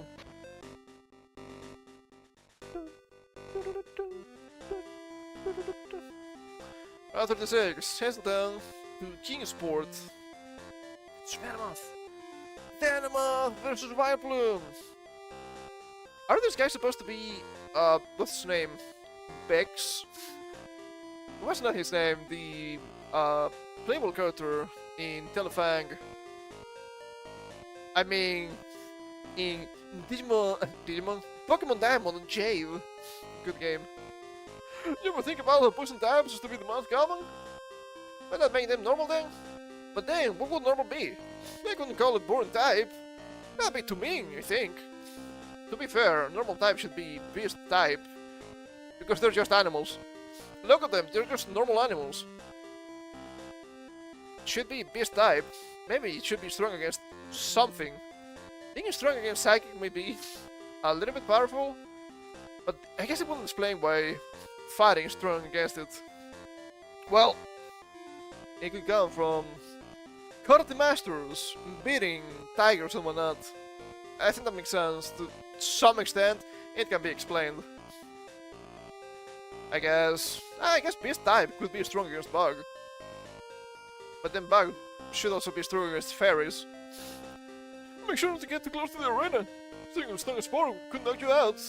Actually, they've caught me in the head, but still. With my luck, it's gonna hit me 3 times in a row. You know how it is. It is that bad. Well, what was the man's right there? Still follow me around, huh? Your luck, Chief. The business called me not even a moment ago. She sent both of us a carpet care package via email. And she writes, "It was there here when you began access for dinner. Take any of the gate has computers to withdraw it. Look at that, there's even more right here. I bet she planned this. Anyhow, I'll see you back in Hasselton for the war ceremony later. I'm gonna practice my acceptance speech. Till then, so you don't mess up." So I was with a younging. I dreamed of catching whoppers.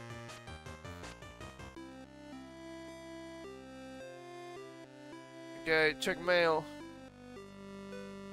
Reset password. Select all normal types. I should be easy. It's beast type. Beast. Beast. Well, I guess Porygon doesn't really count, but Porygon is a really strange example, right? Maybe it should have been like normal psychic, because like a duck, but it's internet duck. It could be normal electric and beast. Select all with 2 evolutions. This guy, this guy, this guy, this guy. Select all weak versus water. This guy, this guy. I'm assuming this guy is Magneton, right? It's weird in green, but I think it makes sense. This guy and this guy. Password search. You have a new message in your inbox. I mean, like that last one, it's a bit obnoxious. I warned him. I said let him win this year, but we'll never hear the end of it. Blue State, want to make that past the issue like when you next come visit. Am I a home wrecker? I hope not. You got the squirtle bait. Yeah, that's nice. I got the bait. I don't want to go back yet to catch a squirtle. Hey, that's cool. You're best pro Hasselton, aren't you? Pretty is the spot. All here in Kingsport tend to be more uptight about personal spaces. You can't just go walking into your neighbor's house like a whim. That's why you people don't have doors. Whoa, a gym! Yeah, that's nice. This is a Dragon type? I gave everyone the day off for Carpe Diem. What the challenge you're seeking? You must ill game to battle for the low tide badge. Wait, do you have any Pokemon with you? Just not the fish. Well, then maybe. This will be of more use to you than the badge. Oh, where the wild aquatic Pokemon are, Chapter 3. You're going to read it by visiting your bookshelf at home. It's never too late to start your journey as a Pokemon trainer. I sense a great deal of potential in you. I guess next time we have to do the Fisherman run. But we must get an early rod. Ah, shit, fuck, we can't. This one has to be XD. I guess not. Looking to take the train to Hasselton? Bad news, we're in holiday schedule today. Never we know when we're going to leave. Oh no, his fault it is. It's Officer Jenny monopolizing the budget. You're standing around together playing Red Candy Rush all day. I will still have the count on 10-year-olds to actually stop crime. Huh. Oops, I'm on a tangent. You may have more luck at Hasselton Station. I mean, I don't think it's bad if you want to invest a little bit into police. But police cannot be completely useless. That's the other side of the going. Oh, hot take, I know. Yancy! Welcome to Kingsport Pokemon Center, how can I help you? Our Pokemon, they're not here with you. Oh no. Here, take this. I can help heal them back to full health. That gives you Pokemon medicine. Thank you. You're very kind to travel this far just to help me through, you know. I mean, it's for fishing. I will do anything. It's lucky to get here as fast as it is after our boat base was poisoned. Just sad that she'll make a speedy recovery. If you need assistance, please sit at the desk. What about here? Isn't the place to be snooping around? Why not? What about upstairs? Sorry, dear. Hold on a second. This man hovering over me. Can you see him in a phone call? Rude. Excuse me, I thought this was an RPG, okay? This isn't the first time I've been stuck waiting here. But I want to stop picking fights with these people in my yard. If only he understood that advantage. Perhaps the same could be said of modern players. Maybe that's too much to ask. Okay, I can go back and fish, or go through that place within the arena. That could be useful. I don't think I can fish in here though. I don't see the mayor. So I'm gonna assume now it's just like a fountain. No fish here. Oh, but this is the place.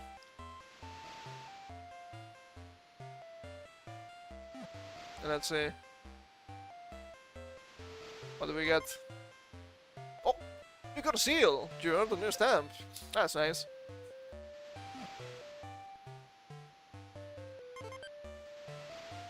You got a horsey! You earned a new stamp. How many do we have? Nice. Oh! I guess I was actually meant to go back to the Nidorino. So I'm missing the Nidorino and the Squirtle. That's okay. That's okay, I suppose. I'm trying to approach the Carpe Diem this year. Really getting up close and personal with the Pokemon. Maybe too close, and maybe too personal. Pal. What about the mart? I should have made a bite the prices for Carpe Diem this year. Your stamp card seems pretty full. Couple more and it's all yours. Wait, what?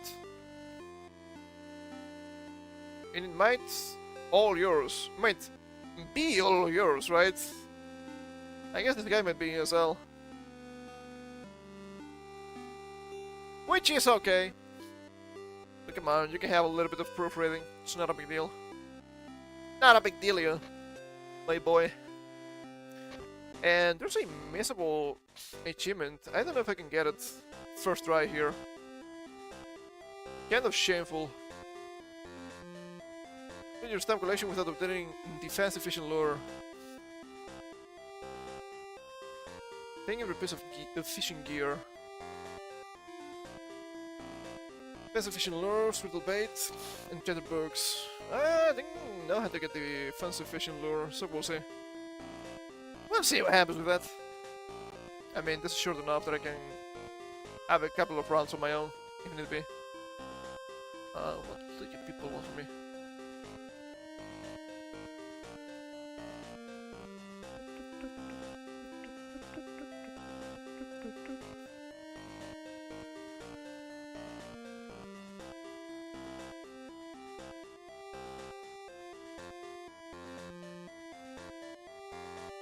Okay, I guess I had to go back. I had to wonder how do you get the Squirtle without the bait. It seems a little bit strange, not gonna lie. Still looks like it can be cut. Just not by you. Oh. Well, that's not good.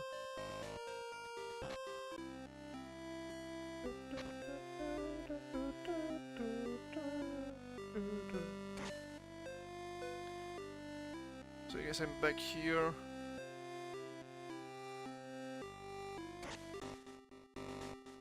Where's the cave? Sell this. We can kill this guy. Neither notice you're holding the medicine and it begins to calm down. You apply the medicine to the neutrino and it begins to take effect. The gesture that it can help clear the rocks from the path. Asking the rune to move the rocks? Yes. It listens to your commands. Oh, I get to move it.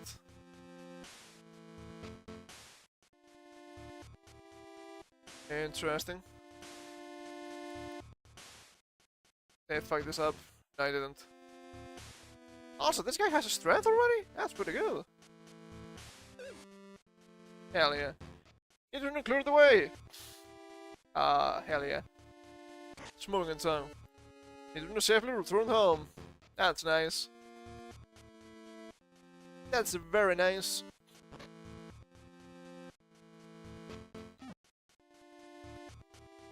What do we get? Shelter! You got a shelter! You're on the new stamp. Whoa, that's pretty fast. It's gonna be difficult.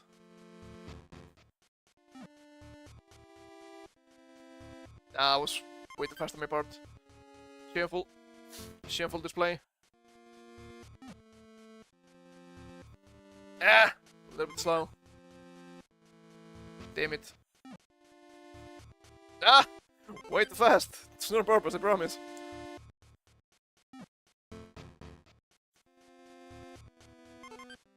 Cool. Cool, cool, cool. There we go. We got to star you. Got to star you. You're on the new stamp. Worship on star you.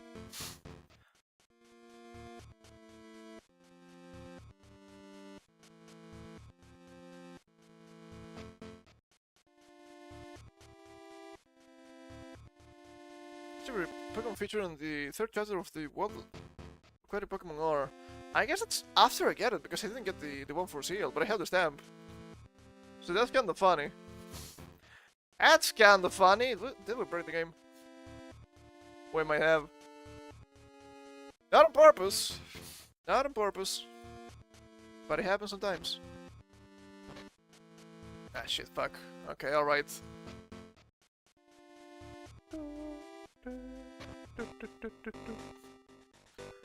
Yes, I guess I'm only missing the Squirtle. So I'm missing some stuff. I'm missing some items.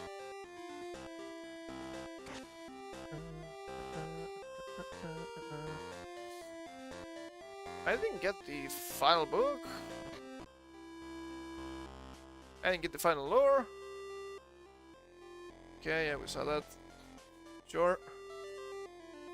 You'll prefer cool dark places like caves in the deep seas. Very similar in that regard, clustering in low-light zones. But what else? Tend to inhabit the shelter ponds to stay safe while they grow. Keep reading? Yes. Ah, maybe Squirtle's in the last book too. They prefer the open ocean, but only near the western shoreline. They also live alongside them, but are harder to spot due to their size. People live in ponds, but overfishing made them difficult to find. Close the book and place it back into your shelf for later. So maybe you need to keep trying without the Squirtle bait.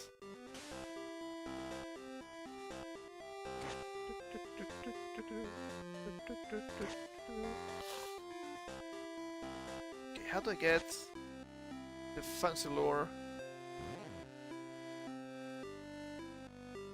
I think I can go inside that one.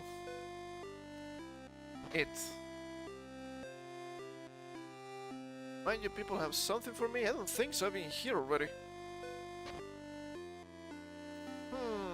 How curious. General store.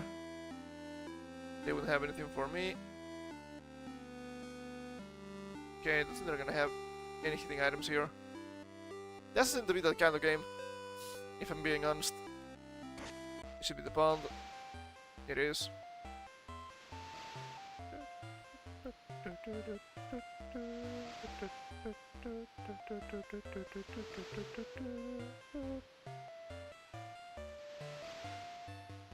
Huh. Can I get the nice bait before I fish a Squirtle? So I can get that achievement? Doesn't seem like it, which is pretty annoying. Because I have no idea where it could be.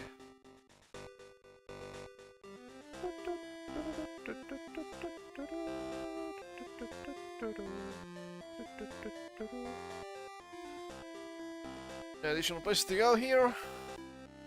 Kinda rough. Not many places to go into in this town either. Art. How about the bugs? Nothing? Huh. Interesting. Maybe here, after healing the neutrino? Thank you for candle travel this far just to help neutrino. Oh. Nothing. Nothing here. Shameful display. Sword they are holding is it's still the same. Still the same. Seems like a problem, doesn't it? Can you go into the ship?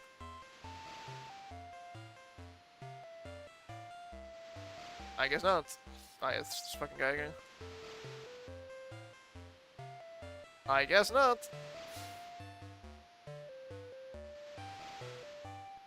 Oh. Kinda weird. Okay, sure, I guess I can just go back and fish the Squirtle, see what happens. And that's it. Pidgey. There's something here. If need be, we can just speedrun the game again to get everything we missed. What about this guy? It's never too late. Oh, it's still the same! Sport Gym, low tide match. I'm assuming this guy uses dragons, which is pretty powerful, usually. Well, well, well! Guess we're just going back.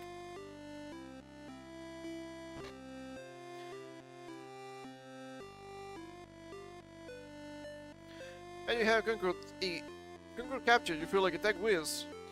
Check email. And on emails. Shame.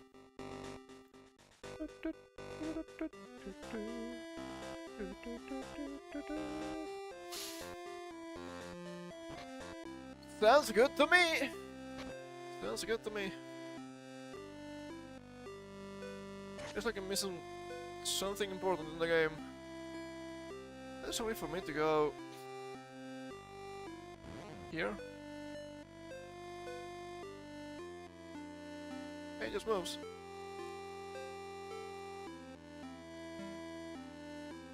Can't even get in the window.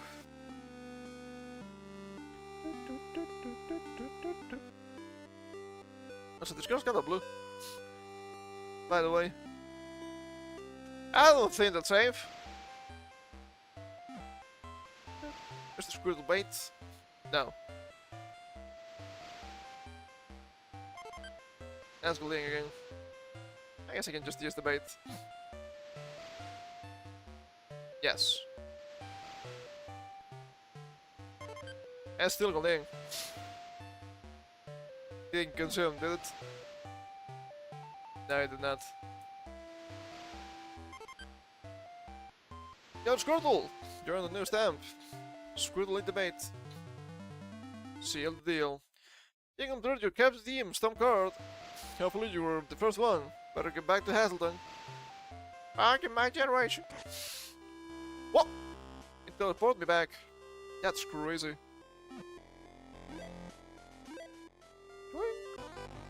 And it's that guy. Oh, also wrong that we're on 4.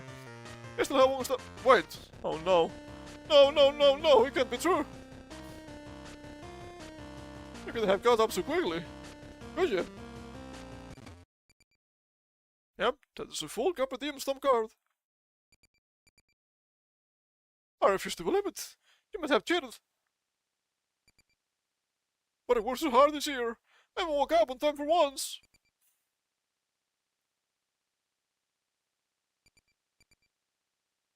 Well, guess that's just the way it goes, huh? Most important part is having fun, hey?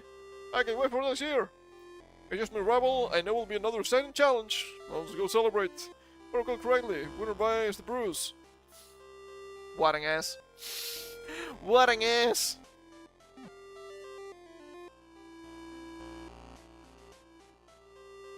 Thanks for playing. Women want me, Magikarp fear me. Just like real life, baby. You love to see it. That's nice. I missed the nice lure. What the hell? Oh, I get it. I think I know why. Hold up. It was probably the Magikarp back home. And I don't know how to get it. Whoops. Okay, what are we missing? We're missing... complete your stamp collection without any defense efficient lure. That's...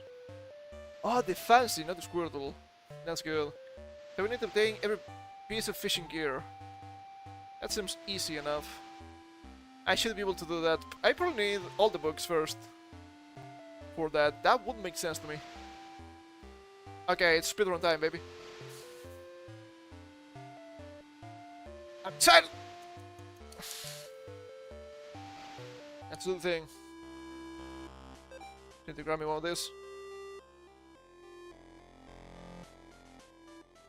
Keep running now. Press the book back into yourself.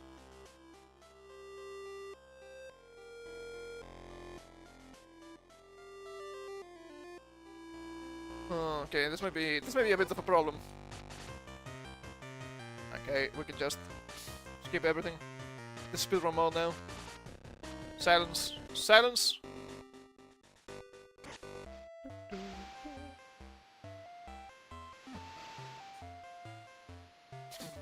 So I get the Magic Orb. We get the Krabby. Oh! Yeah, this one's pretty slow. I messed up. Ah! That was slow my part. Shameful! Shameful! Shame! There we go. That's a tentacle.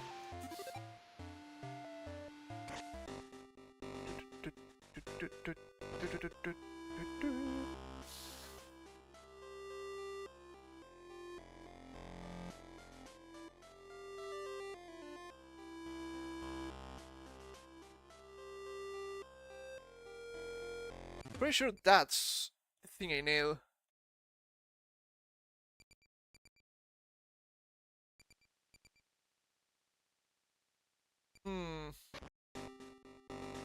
Will they have information about that here?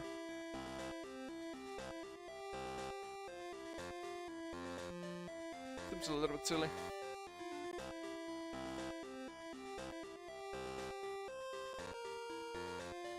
Fancy lure. Keep walking to the AC shop and bug attendant. Okay, interesting. Now we know. So it was not my Magic Orb. Okay, alright, that's completely fine. It should be easy. It should be easy now that we know everything we need to know. But there are two achievements that are incompatible with physical run. That's actually fine. This guy again, we just spam. Oof! It's just you. Yeah. Leave me alone. Yes, leave me alone, okay? I don't want to hear your nonsense.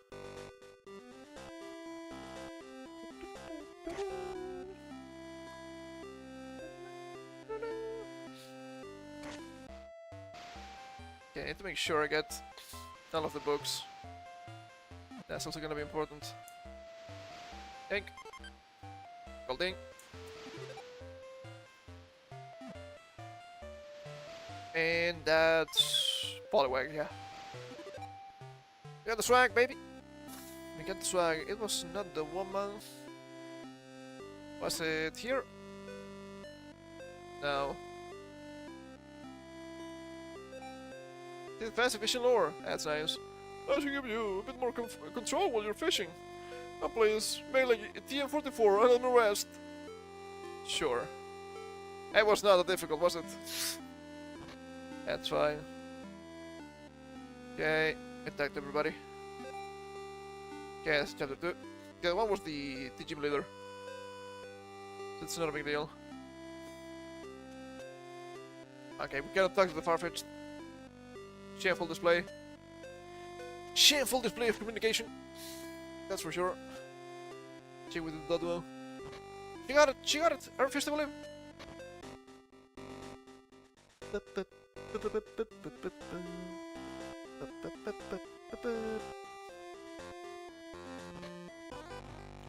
Yeah, this fucking guy again.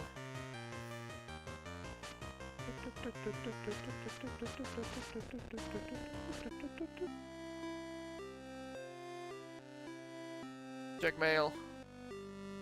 Reset password. Yeah, it's the same. All normal types. Up twice. Wait to water.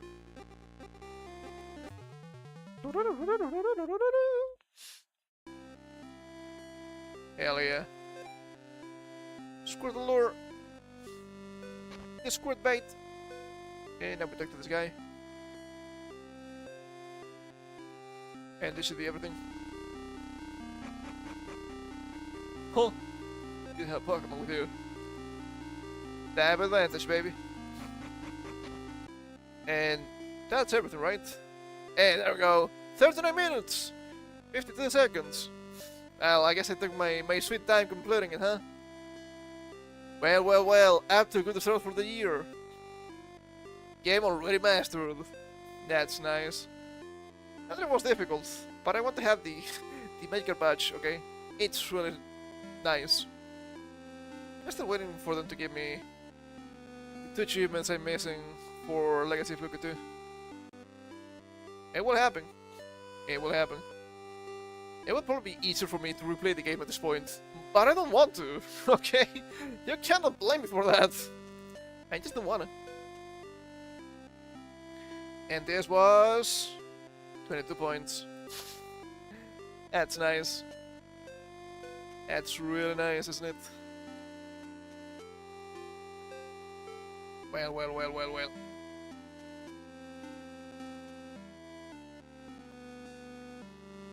There we go.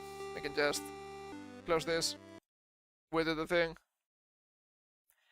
That was fun. That was fun to do. Not gonna lie. Oh. Put the controller back in its place. Oh.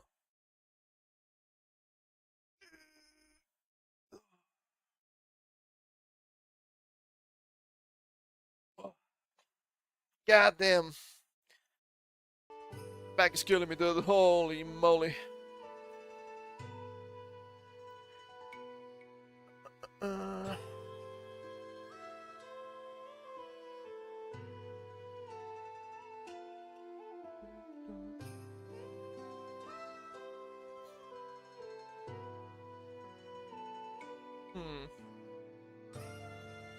Interesting. Interesting to say the least. Now then, what do we get to do? That's a good question. I kind of finished the game even earlier than I expected. I thought it would take me about, I don't know, maybe closer to 50 minutes. Which is not saying a lot, it's only 10 minutes more, but still.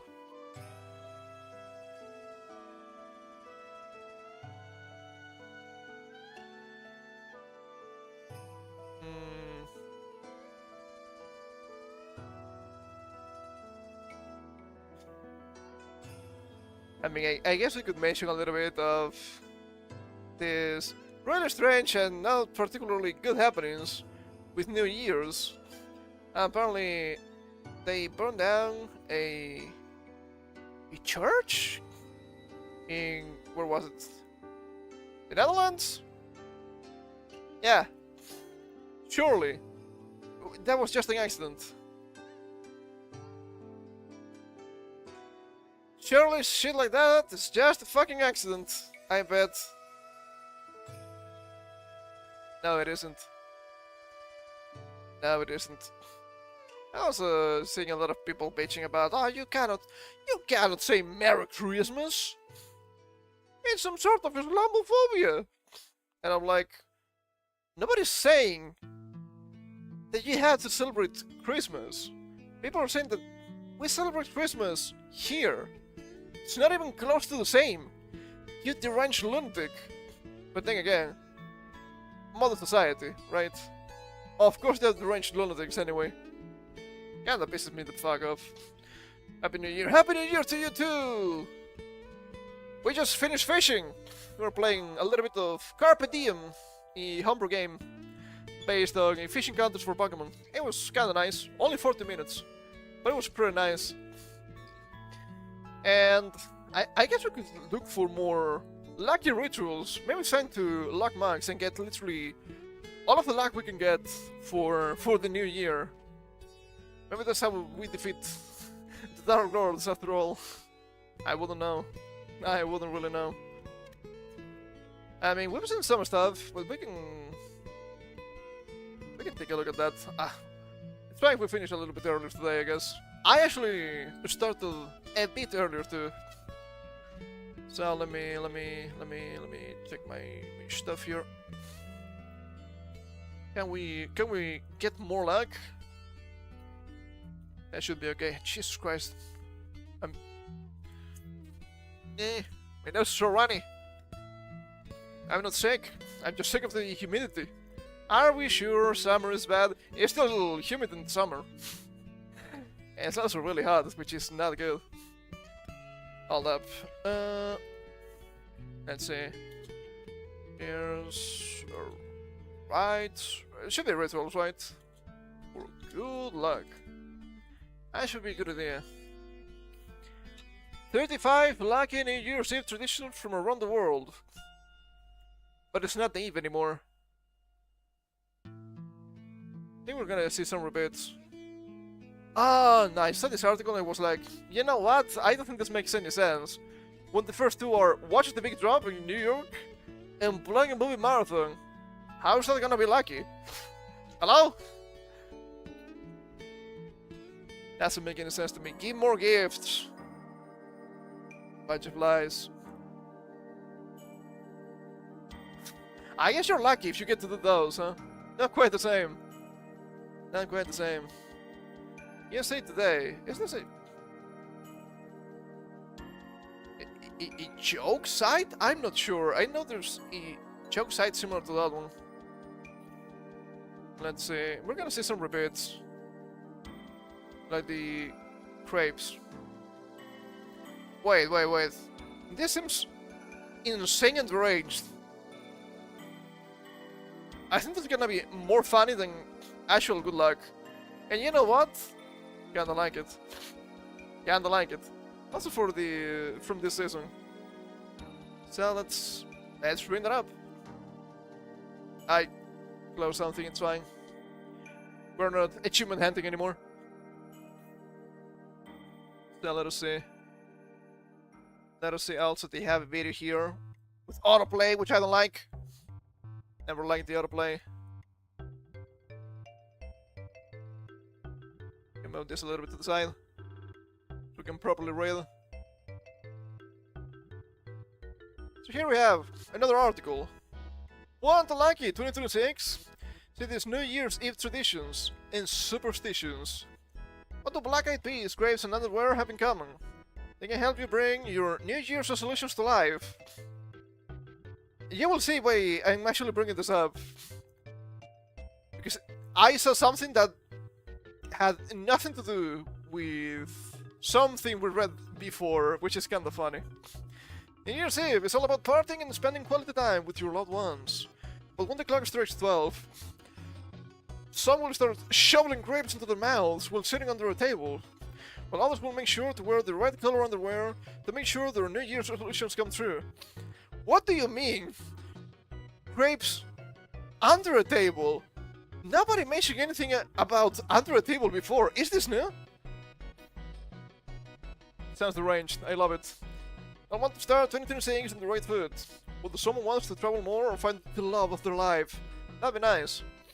There are New Year superstitions that people believe can help give them precisely what they want to accomplishing the new year.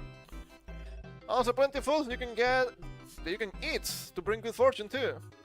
But if these sound silly or not, it's entirely up to you. So sit back and get your suitcase ready for a walk around the block. Because here are a few ways people make sure their New Year's filled with luck, love, and adventure. Eat 12 grapes under a table. What do you mean under a table? What's going on? Maybe there's more to the ritual. That's why it doesn't work. Yeah, you're into love, probably. You bring up a good point. It's after. It doesn't say it here. but it's the 31st. It's literally from yesterday, so it's actually quite believable. Let's see. When it becomes midnight, make sure you're under the dinner table, shoveling grapes into your mouth, while bouncing a glass of champagne or sparkling grape juice, and try not to choke so you can bring good luck and ensure your resolutions are accomplished.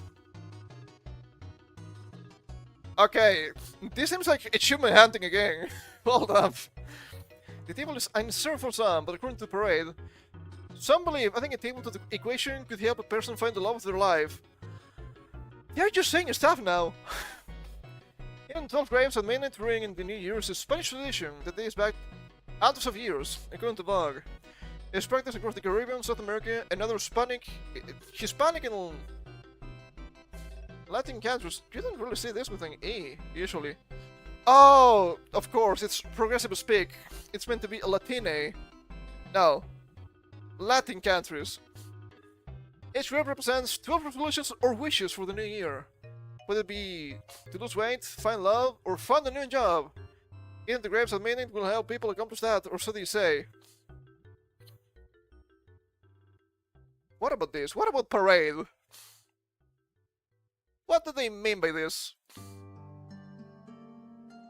We don't want any cookies here. Cookies only for my tummy. Let's see if they have actually more information, or they just making shit up. Let's see.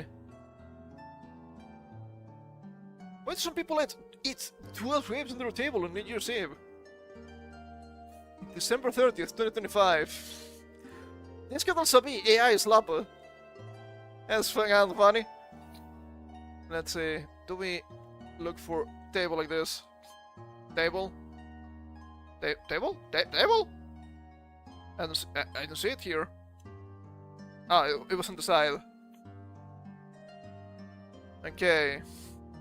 There's the magic of the New Year's Eve tradition where you eat grapes during the last seconds of the night while sitting under a table. Okay.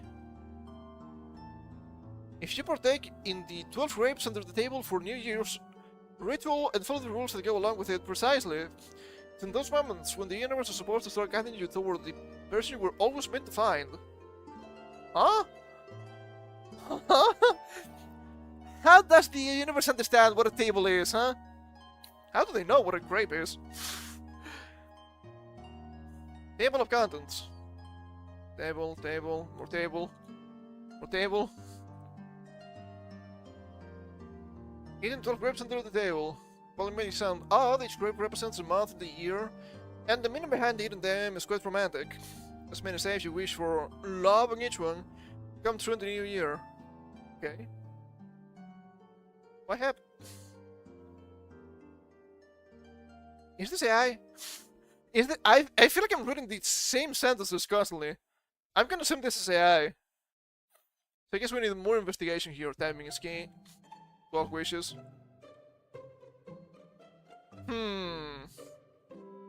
Devious little creature getting up to mischief. Do not recommend me stuff. I don't like it. So let's see.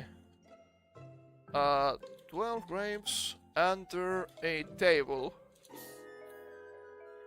Okay. 4 days ago. Is this something new?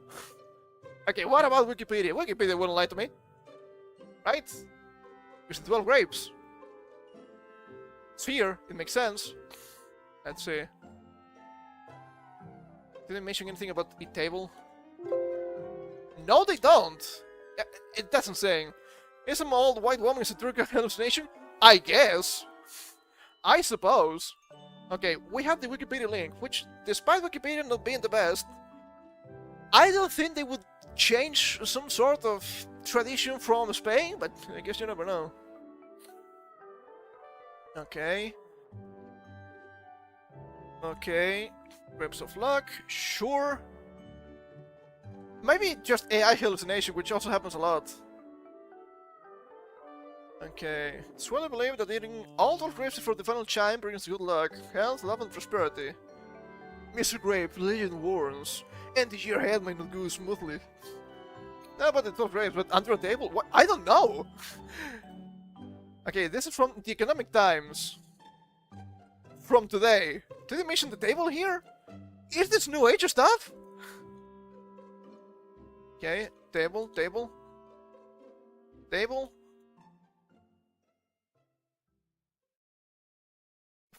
Stable as in unforgettable, it's not the same. Okay. Getting 12 grapes under the table, ritual explained, and they tell you late 1800s in Madrid, which, sure, that makes sense.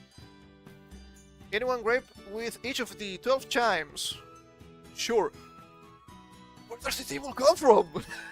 Hold up. And ritual has taken a viral turn. Ah, I see. Social media has added a fun twist. In the grapes while sitting under the dining table to boost luck.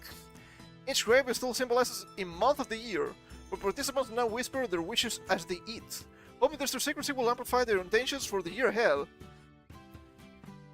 I'm sure it's only table, I guess. I guess so. So this...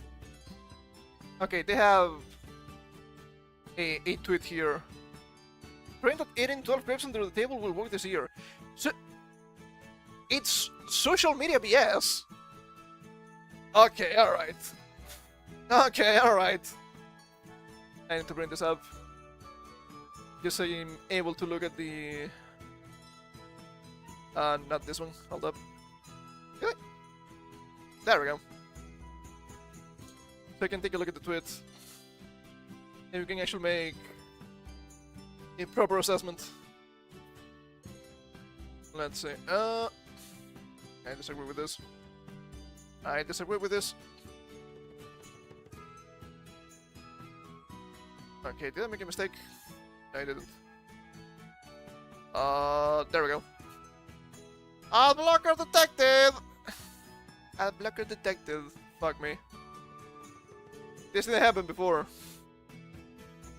Okay. Son of a bitch. Oh, this is actually from last year, I suppose. Press page.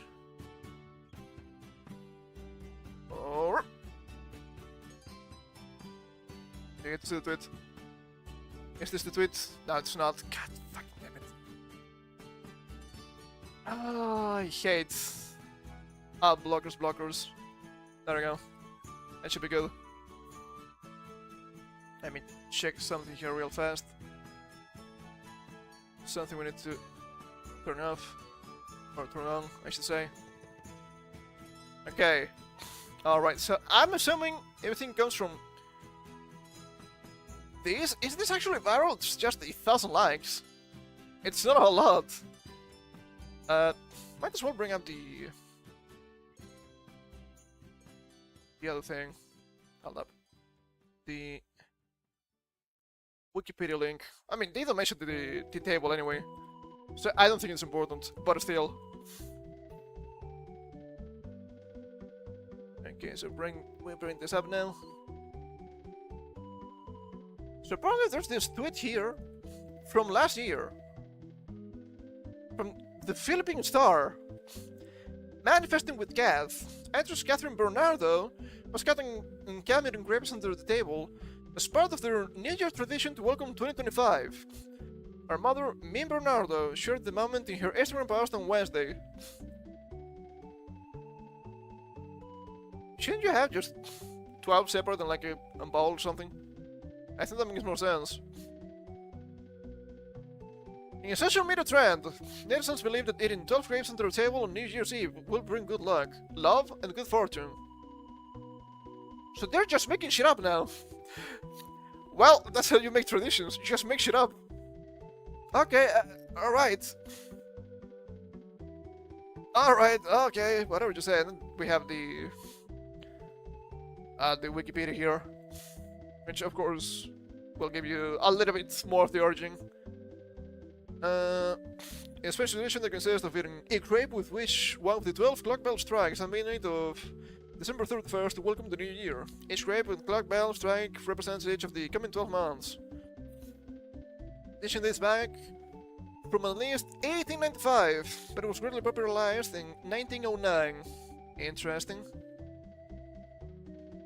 In December of that year, some Alicantes, vine growers spread this custom to encourage grape sales, due to their production during an excellent harvest. Well, a little bit better than just making shit up on social media, I suppose. According to the tradition, eating the 12 grapes leads to a year of good luck and prosperity. I bet there's people there being a little bit more fancy and being like, how about 12 gulps of wine? Still grape, still works. Okay, so that was a bunch of nonsense. Cool. Next meme. Let me put this a little bit to the side, maybe. There we go. You can just make shit up.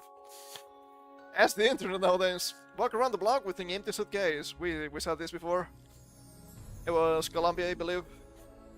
To bringing trouble luck. Choose bringing bad luck. Is this just being lazy? I mean, I get it, but still. People avoid doing laundry or clean their homes on January 1st, as it can wash away any good fortune for the coming year. According to Chinese superstition. China!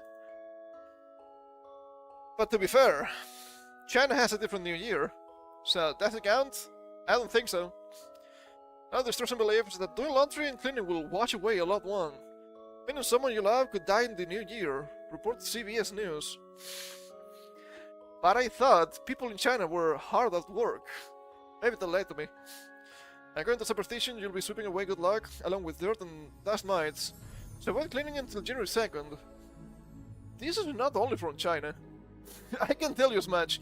This is not just China. It's really common. Do not rely on me. I don't like when you do that. But I've heard before of people discouraging sweeping with just a normal broom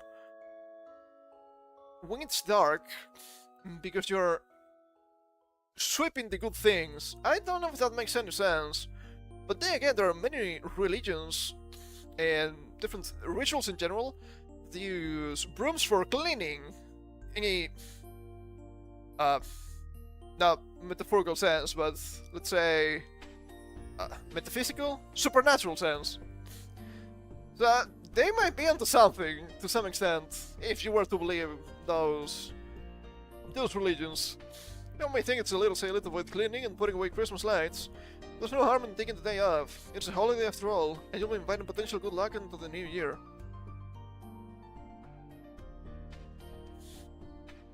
As China use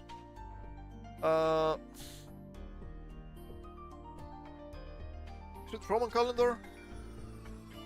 I don't think so. It has another name. Gregorian. Okay.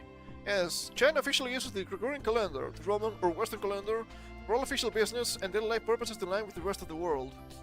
The traditional Chinese lunar solar calendar remains culturally vital for festivals like Chinese New Year and for agricultural/astrological guidance, coexisting with the Gregorian system.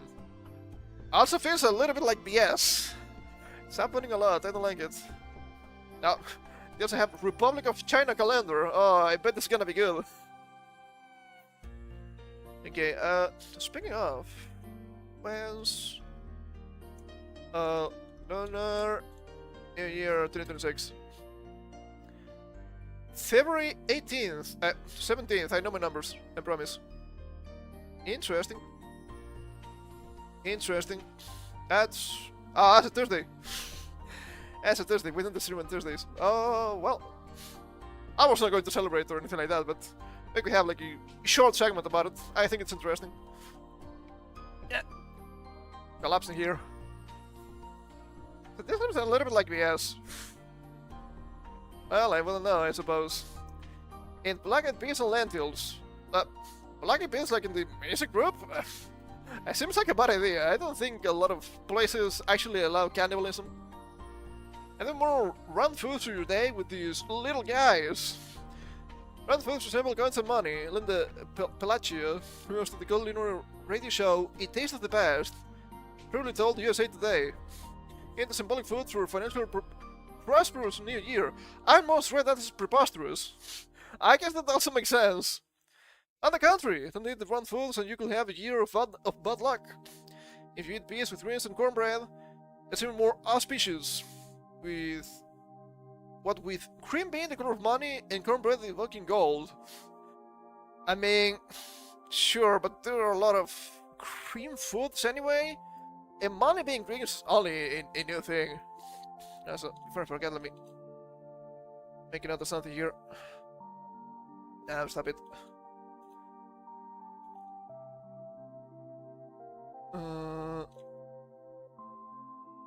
There we go. Black-eyed peas are served with rice and the traditional southern US dish called Hoppin' John for New Year's Eve. Hoppin' John? I didn't know the US had traditional cuisine for such a festivity.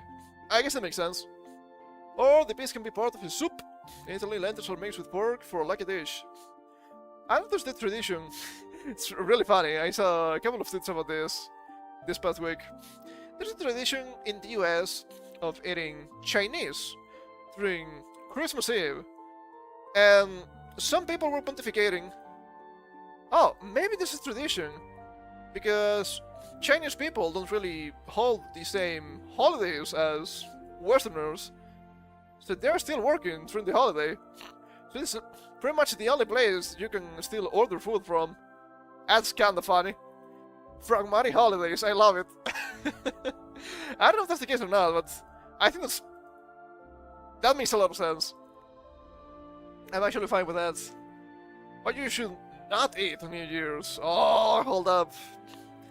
It's best not to eat lobster on New Year's. Your luck and your wallet will probably thank you. It's not good to eat lobsters because they walk backward, said Palacio. Isn't that crab?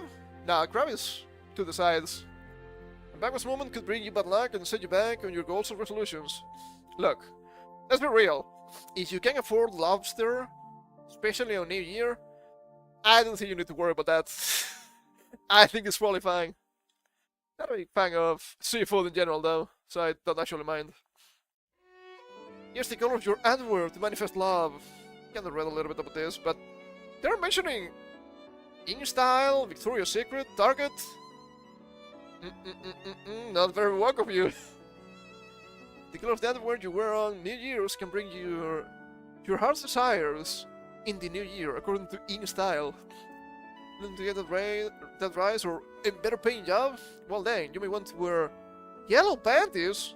And panties are said to bring passion and love, while pink panties are said to bring platonic love. It's not that good. Blue brings good health, and green brings freedom, life, and nature.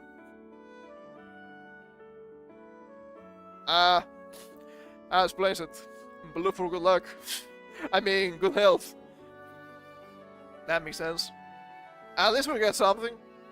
I mean, my health has never been really a concern, so I guess that's fine. Having poor health can be a big problem money-wise too, so I don't mind. You know what they say, at least you have good health. Well, still true. So maybe a quick trip to Victoria's Secret or Target may be the key to unlocking your New Year resolutions. At least they're not greedy enough to have links here to the sites. According to Rockland / Westchester Journal News, and part of the USA Today network, one different colored underwear for your New Year's wishes is common in many countries, including Spain. Spain again. Do not rule out on me. I hate when they do that. Including Spain, Latin America, and Italy. The tradition is said to have originated. I mean, yeah, kinda makes sense. I suppose. Stop it. Stop it with the dishes. No more broken dishes. Regardless of what your resolutions or your superstitions are, hopefully, these tips and tricks can put a smile on your face. Even if not all your resolutions come true this year. Besides, there's always 2027 to look forward to. Like the memes, well, 2026 is fucked. We made a mistake. 2027 is gonna be my year. I mean, come on, it's too soon to be like that, right? Okay, can we find some more stuff about this? Some more luck maxing? But not necessarily for the eve, for the New Year's. It's still the first, right? In a lot of parts of the world. I wouldn't say most, but I would say a good part. So, January 1st, good luck rituals. traditions, maybe. I don't want to get too esoteric here. No. No, this seems different. Well, this is superstitions, not quite the same.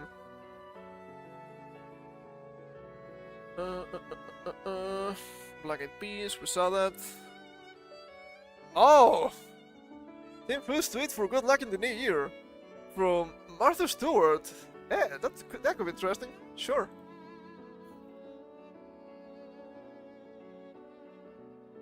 Sure thing, pal.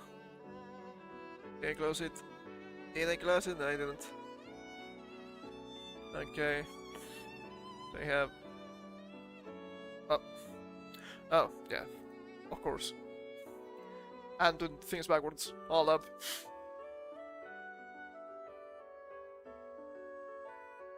And... this one. And we can collapse this, we can reject this. Sure, keep selling me your tour guide, see what happens. Wait, hold up. Superstitions, but you're trying to just sell me stuff here. Imagine my shock. Happens more often than I would like to. Let's get to the 10 foods by Martha Stewart. She wouldn't lie to me. She wouldn't lie to me. Okay, do we need to move this? Nah, it's probably okay like this. It's more or less centered anyway. Still want to run the BS article to either start making shit up and feeding itself. It does. It's really rough. I've done some AI testing before. It's kind of funny. I did that with stuff I know a lot about, like video games. There's a couple of highlights on YouTube if you're interested in that.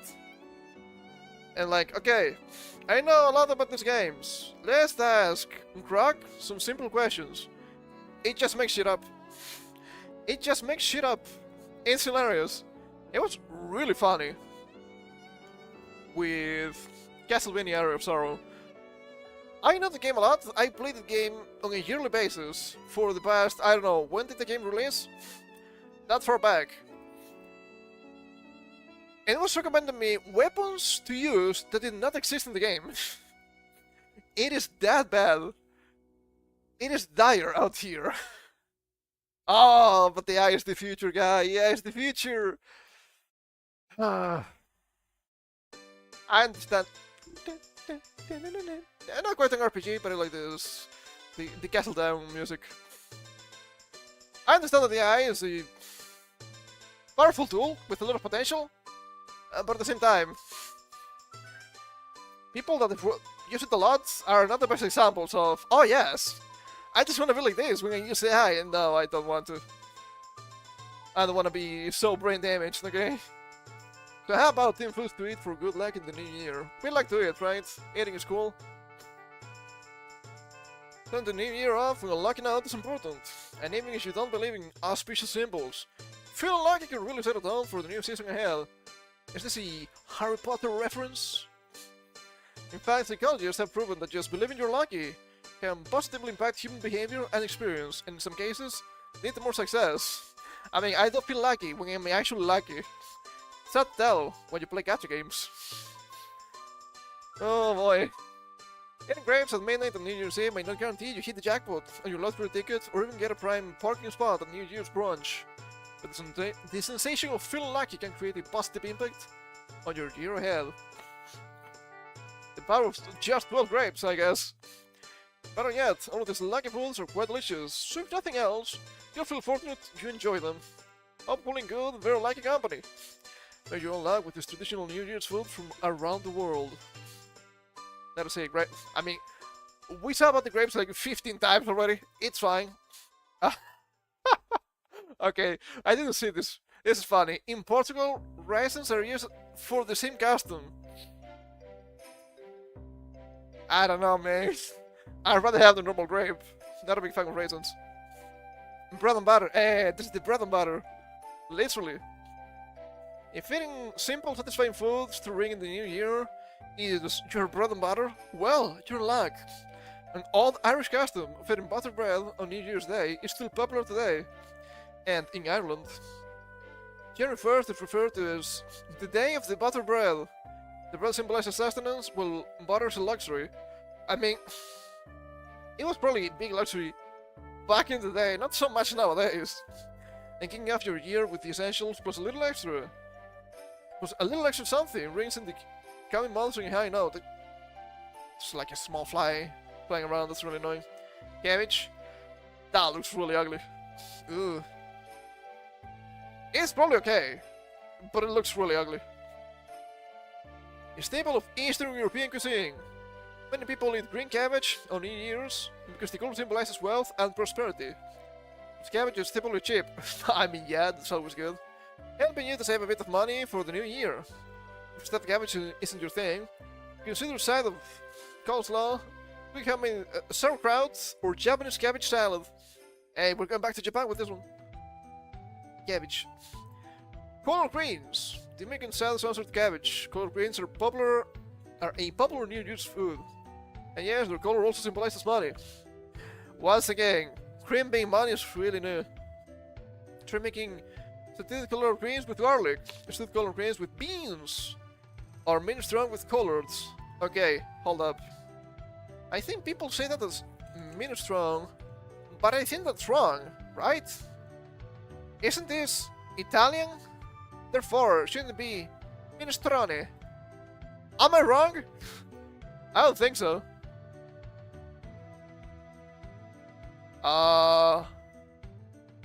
Minestrone or minestrone in Italian. That's funny. That's kinda funny. I guess that makes sense. Beans! That doesn't look that bad, honestly. Speaking of beans! Meet with the boys at midnight looking for beans and grapes. We're luck maxing out here, okay? Speaking of beans, they're often associated with luck. Black-eyed peas specifically are a typical southern New Year's treat. The legumes themselves are said to represent coins.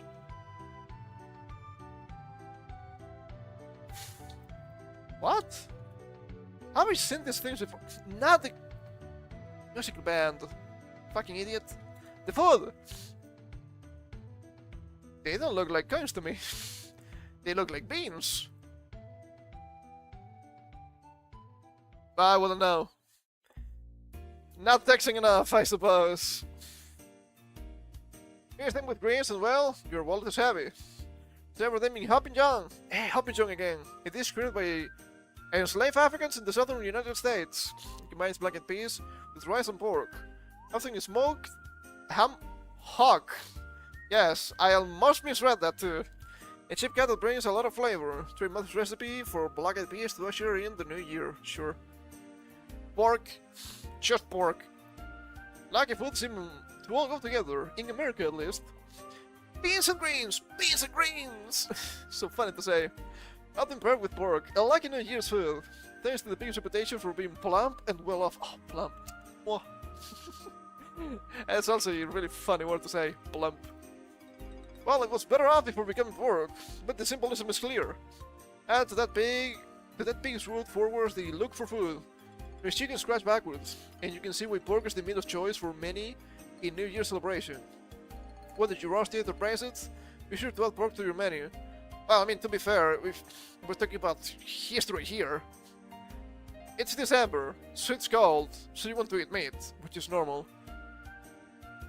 Pig meat is usually more affordable than the beef, for obvious reasons. I mean, I say pig meat, pork. Obviously I mean pork. More affordable than beef. And when we go, way back in the day, as usual, you would kill the pig, and you will just take everything from the pig to make food. And let it rest, let it curate, let it be story tipping, right? And you would be eating that throughout especially the winter. I had a classmate back when I was studying programming. It was from a more rural part of the country. And I remember when he went back home for the Christmas holidays, he was in like a fucking king. He told us later. It was usually the case to go to the slaughtering of the pig, and even that same day, you would eat just the fuck ton, because they're pigs, they're kind of big, they produce a lot of food. So there's that. Some contextual information, which is always important. Sweet treats. I love my sweets. Another sweet can be lucky. Apples, honey, and more sweets are traditional to eat on the Jewish New Year. Rosh Hashanah? I think that's almost correct. To symbolize a sweet and happy year ahead. In the Netherlands, oliebolling, done like fritters stuffed with apples, are traditional Dutch New Year sweet. And in Scandinavia, kransekake? That's supposed to be a cake? I'm not quite sure. Stack of marzipan rings represents prosperity. That looks kinda nice. I would eat that. That's pretty cool. Oh, I remember making shit like this back in English class in elementary school. It's been a long time, but I still remember. Don't even remember exactly what they were supposed to do. It's like something you break to get candy? Something like that? It's been too long, I don't care enough. Soup! We're back at soup. Yeti and jama, beef stew with vegetables, squash, and pasta. It's traditional dish to make and enjoy on New Year's Day. The soup represents independence and freedom as well as community. Because it's shared on the day, Haitians gained their independence as the 12-year-long Haitian Revolution, January 1st, 1804. It itself has been on the UNESCO Intangible Cultural Heritage List since 2011. Well, at least they don't have human meat in the soup, which would be expected. Lentils. Don't count small. That's really appetizing. Chevrolet little coins, they keep saying that. I don't think it's true. Lentils are lucky in Italy and all over the world for New Year's. Italian legend has that the more lentils you eat in the last days of the year and leading up to New Year's, the more prosperity you'll have in the year to come. Also a lot of gas. Or at least you'll meet your fiber goals. Yeah, that's what I mean. Some Italians time their lentil eating to midnight so they can really seal in the prosperity for the new year. Instead of the trumpets, you will have the toots. Noodles! We're going back to Japan with this one? Maybe not. Ah, it's the last one. Just the last one. Now enjoy the noodles, or long-life noodles, are symbolic for the Lunar New Year across several countries and cultures. The longer noodle, the better your luck. And New Year's Eve in Japan is traditional to eat hot soba for a lucky, long, and healthy life. Maybe that's why they live so much, right? They keep eating the healthy life, long life soba every single year. And they live up to, what, 130? That's a lot. That's crazy. That's crazy. I mean, of course I'm trying to be funny, right? We all know that they have really healthy food in general, despite them not having the biggest amount of protein usually, which, I mean, they didn't have, like, big animals. It was just in archipelago and all that, so, it makes sense. Can't blame the guys for that. But they still have boars and all that, so... And not everything was bad. I did read something, I don't know if I actually saved it. Speaking of food in Japan, interesting segue. Speaking of food, let's see if I can find something here in my bookmarks still. I don't know if I saved it. Maybe I saved it and then I unsaved it. Whoops. Was not on purpose. This from this past week. Did we read about this guy? Oh, I don't think we did. We need to read about that guy this Saturday. I will need to check my list of articles. I get a lot of stuff, that's for sure. Okay, I'm scrolling. It's gonna take a little bit. Some of this stuff I can actually delete because I already covered,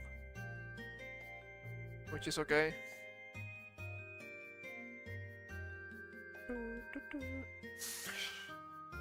Some of these are just stupid.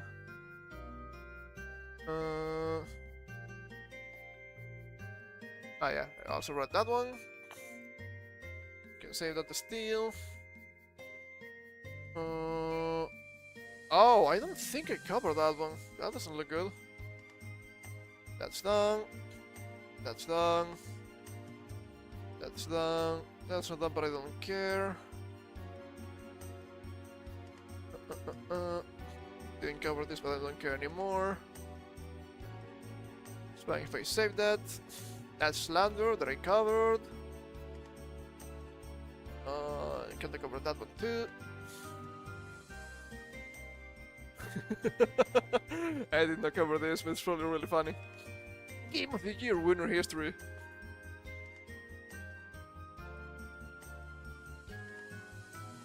It's insane to think that The Last of Us Part 2 was Game of the Year in 2020. Okay. We can save those. We can save that. I can eliminate that one. I can eliminate that one too. Let's cover that. This is the middle of the month. That's done. Can leave that.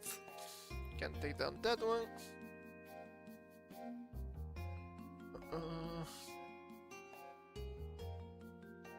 Oh. Oh, you had the defensive stretching for the shoulders. Yeah, that's staying saved. For sure, that was the better stuff with Uma Musume because they're fucking stupid. Imagine my shock, I guess. Save that one. As I like, so that's fine. That's going out. Can save that. I covered this last week, even though it was from December 8th. They wait time sometimes. I covered that in a video actually. Give that. That's done. That's done. That's done. That's done. That's done. That's also done.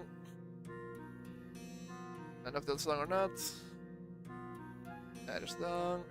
Maybe it didn't save it. It's kind of a shame.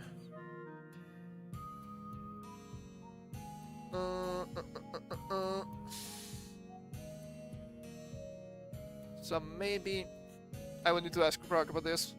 I have found that Brock is actually pretty useful to find tweets.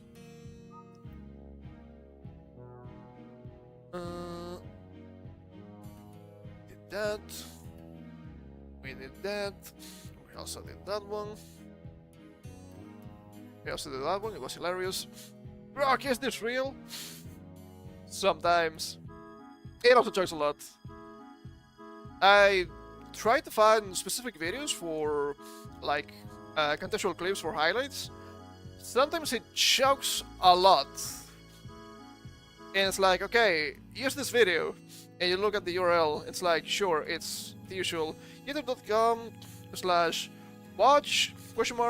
the equals, instead of having the actual code, it says insert code here. So you're not actually giving me the video. Hilarious. Hilarious stuff. Was it this one? Well, it was along these lines. Thinking about food. Don't think I deleted it. That's VTubing stuff, so you can stay.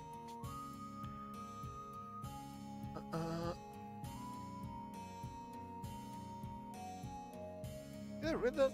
I think I did. Wow, this is early November already. Okay. Me pointing out Christmas, knowing I'm the racist uncle now. Yep. That can be... We can delete that one. If need be. Yeah, that's fine to stay. Some sort of Mandela effect, we can take down that one. I guess I didn't save it after all. Now, if we're back to September, I did not save it. It's kind of a shame. because it brought to light some interesting stuff about history and nutrition, which I do believe is pretty interesting to talk about, because that explains a lot about how society used to work back in the day. But I had two tweets that mention stuff in the same vein. Not necessarily from Japan, but I think it's good enough. The tweet I saw also mentioned Japan, how they were blocking stuff like hunting in specific ingredients for the plebeians, so they would be weaker. This is the... no, this is another tweet about Pimmican, which is also interesting if you're into rages and all that. And not the case, but if I see sciencey stuff, I think it's really interesting. So we can bring this up for a second. Speaking of food... there we go. So I found this tweet back in November 25th that mentioned medieval England, 1300s. Some trade laws legally restricted peasants to dark bread, vegetables to brewed vegetables, and watered ale. Hunting meat men should be executed. Meanwhile, the noble states roasted meats daily, game birds, venison and boar, butter, cream and cheese, white bread and wine. Nobles lived 20 to 30 years longer. They were taller, stronger, and healthier. The 1350s, peasants legally restricted to grains and minimal meat. At least you get some meat now. That's not too bad. 2025, the teachers recommend grains, minimal meat. The diet of the week and the downtrodden has become the healthy diet. I also think this is pretty old. I would have it on tap because I saw this years ago. They mentioned, yeah, have you seen the Mongols? They pretty much just eat dairy and meat, and they're gigantic. Also, really wild. Absolute titans. And there's also this one, talking about Lyrium corpulence from William Banting, which is also interesting. I need to blow my nose again, give me a second.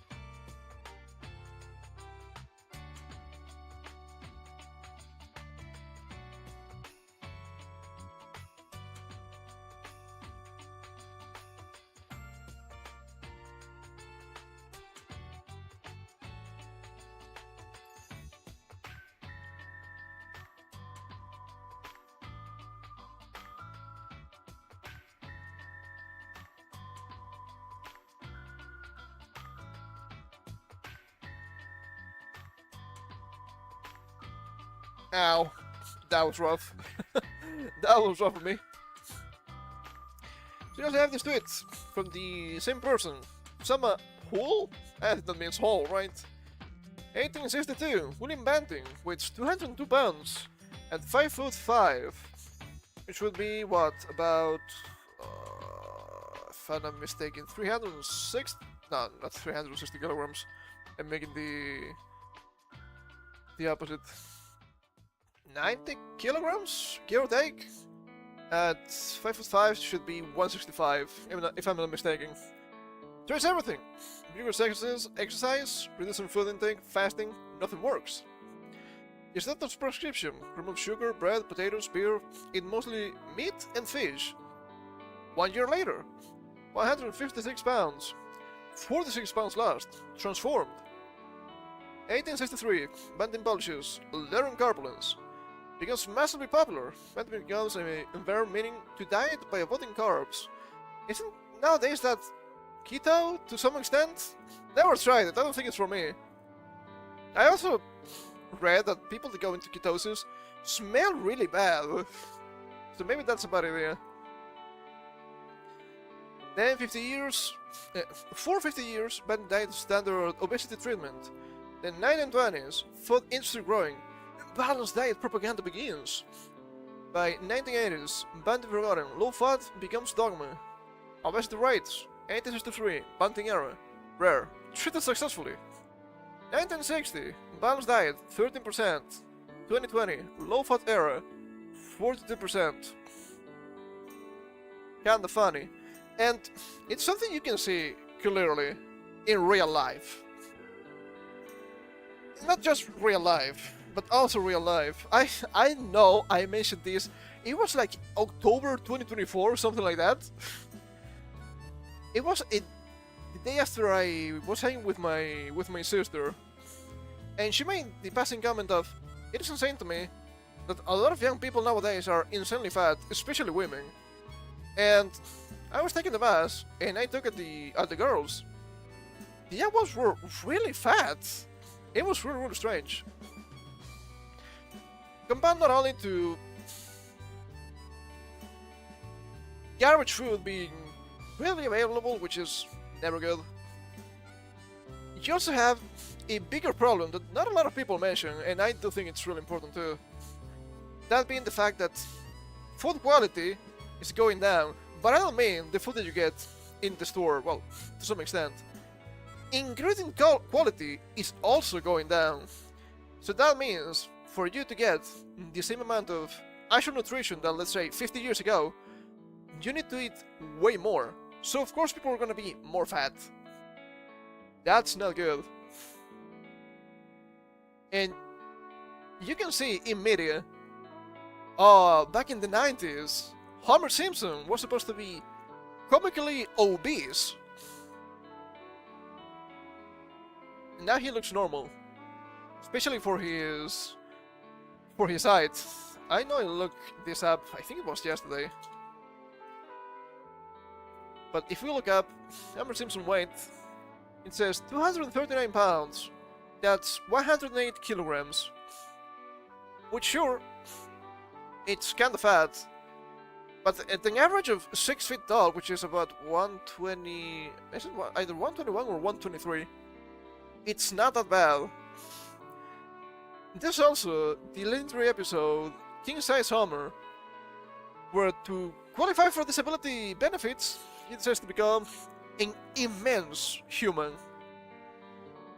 He reached 315 pounds, that being 143 kilograms. It used to be an insane amount. You were considered disabled back in the day. Now it kinda feels not that weird. And that's a big problem. That's not good. That's not good. Let's keep reading here. And improved carb restrictions versus obesity 160 years ago. We stopped using it, and obesity was tripled. The gear system. It worked! We abandoned it because it didn't serve industry profits. Yeah. Obesity today is a different environment. I mean, I can agree that there are more problems than back in the day for weight-related problems, but I'm gonna be real. A lot of people don't it properly. There's just a bunch of people that just beat themselves out too, okay? And obviously, not everybody. There are people that have actual conditions where no matter what they do, they end up being really fat. Of course, we're not talking about those. And I don't know if I want to bring this up now or wait for Saturday, because it kind of relates to all of this. Speaking of food nonsense, I guess I can bring it up. Why not? We have time. We don't have anything better to do anyway. But I don't have the article on tap, so I need to look it up for a second. Hold up, did I? I did not, okay. So let me hide this for a second here. Okay, so let me hide this. I don't know if it's me misclicking or if it's the mouse choking a little bit. What did I say? I'm pretty sure I saved it actually. Let me check. I saved the tweet, but I would need to look up the article.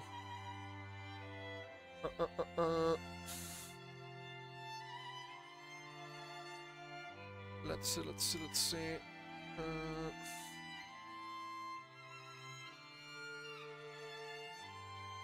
shit, I don't have to write, I promise.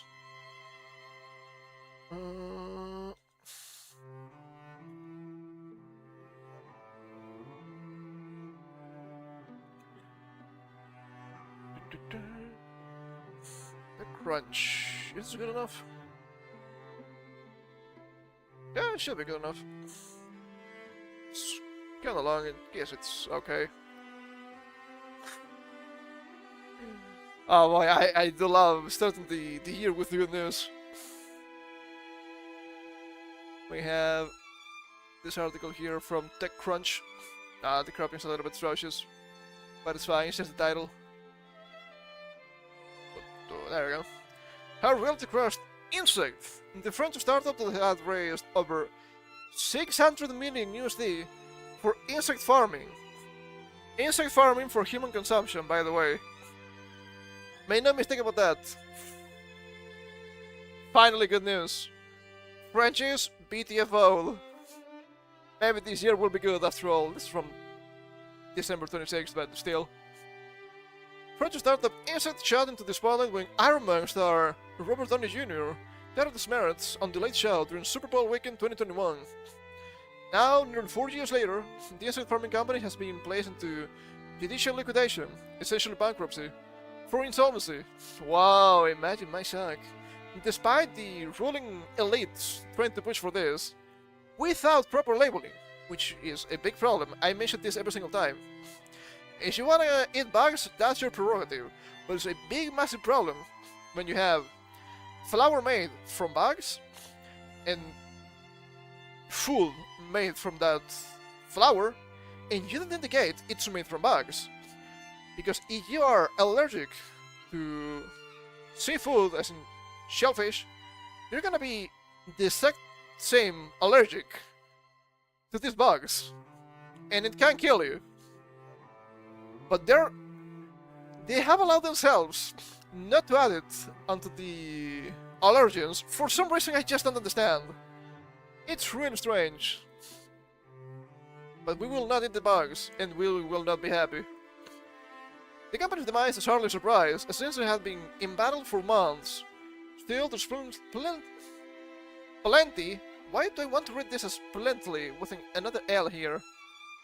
To unpack about how a startup can go bankrupt despite raising over 600 million USD, including from Downey Jr.'s Footprint Coalition, taxpayers, and many others. This should make you mad.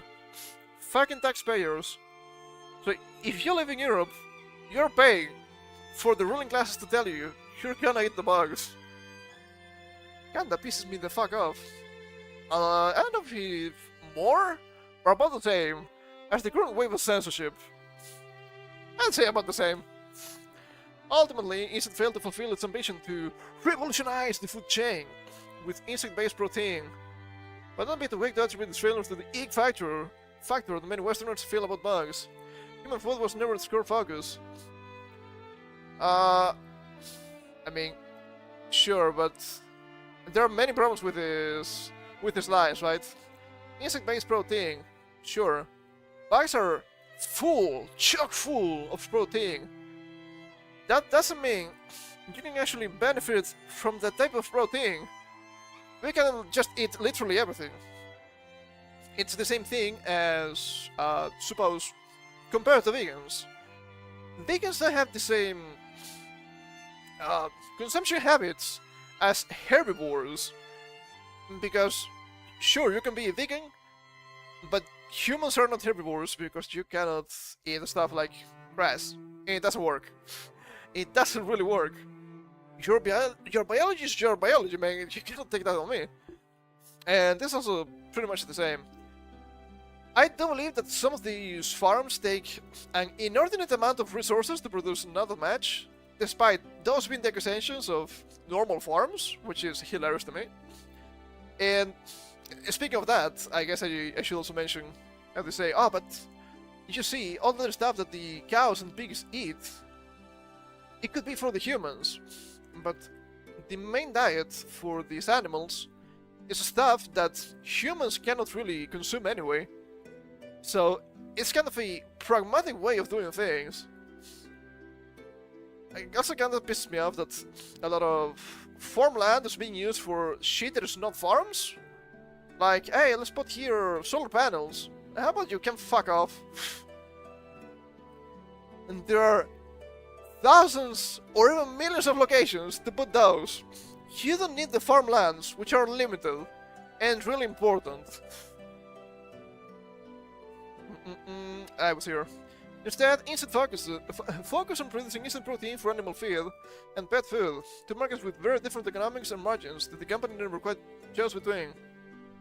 Something about going after two rabbits, I suppose. Their decision extended to its M&A strategy. In 2021, Instant acquired Frotty Farm, a Dutch company raising mealworms for human food applications, adding a third market to the mix. As the company announced the deal, the CEO, Antoine Hubert, admitted it would take a couple of years for human food to represent just 10 to 15% of Instant's revenue. This push for you will eat the bugs has been hilarious to me. I've criticized some companies like, who was it?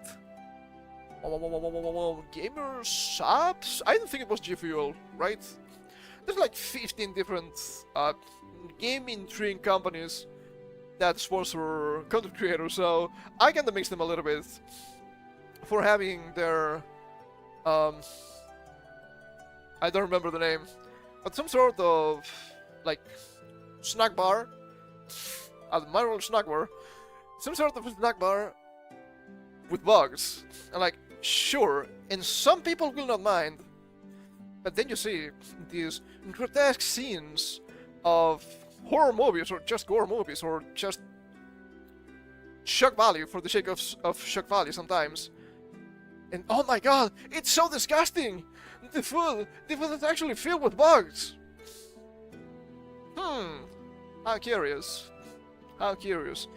And I haven't mentioned yet how they never do anything about the parasites inside the bugs. That's a big concern. Even if I didn't care about the bugs just being bugs, it's still a big problem health-wise. Now, for two different reasons.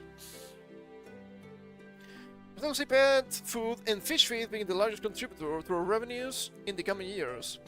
Publicly declared at the time. In other words, Instant was acquiring a company in a market segment that would remain marginal for years at a time when the startup desperately needed revenue growth. Yeah, fuck around too much. And that's still having a huge amount of money in the beginning.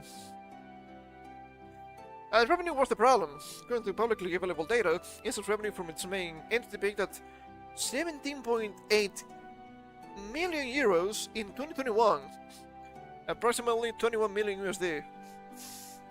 That's kinda pennies in comparison, my guy. A figure reportedly inflated by internal transfers between subsidiaries. Your class subsidiary, hold up. We cannot do that, we finished Yakuza 3 already. By 2023, the company has racked up a net loss of 79.7 million euro. That's about 94 million USD.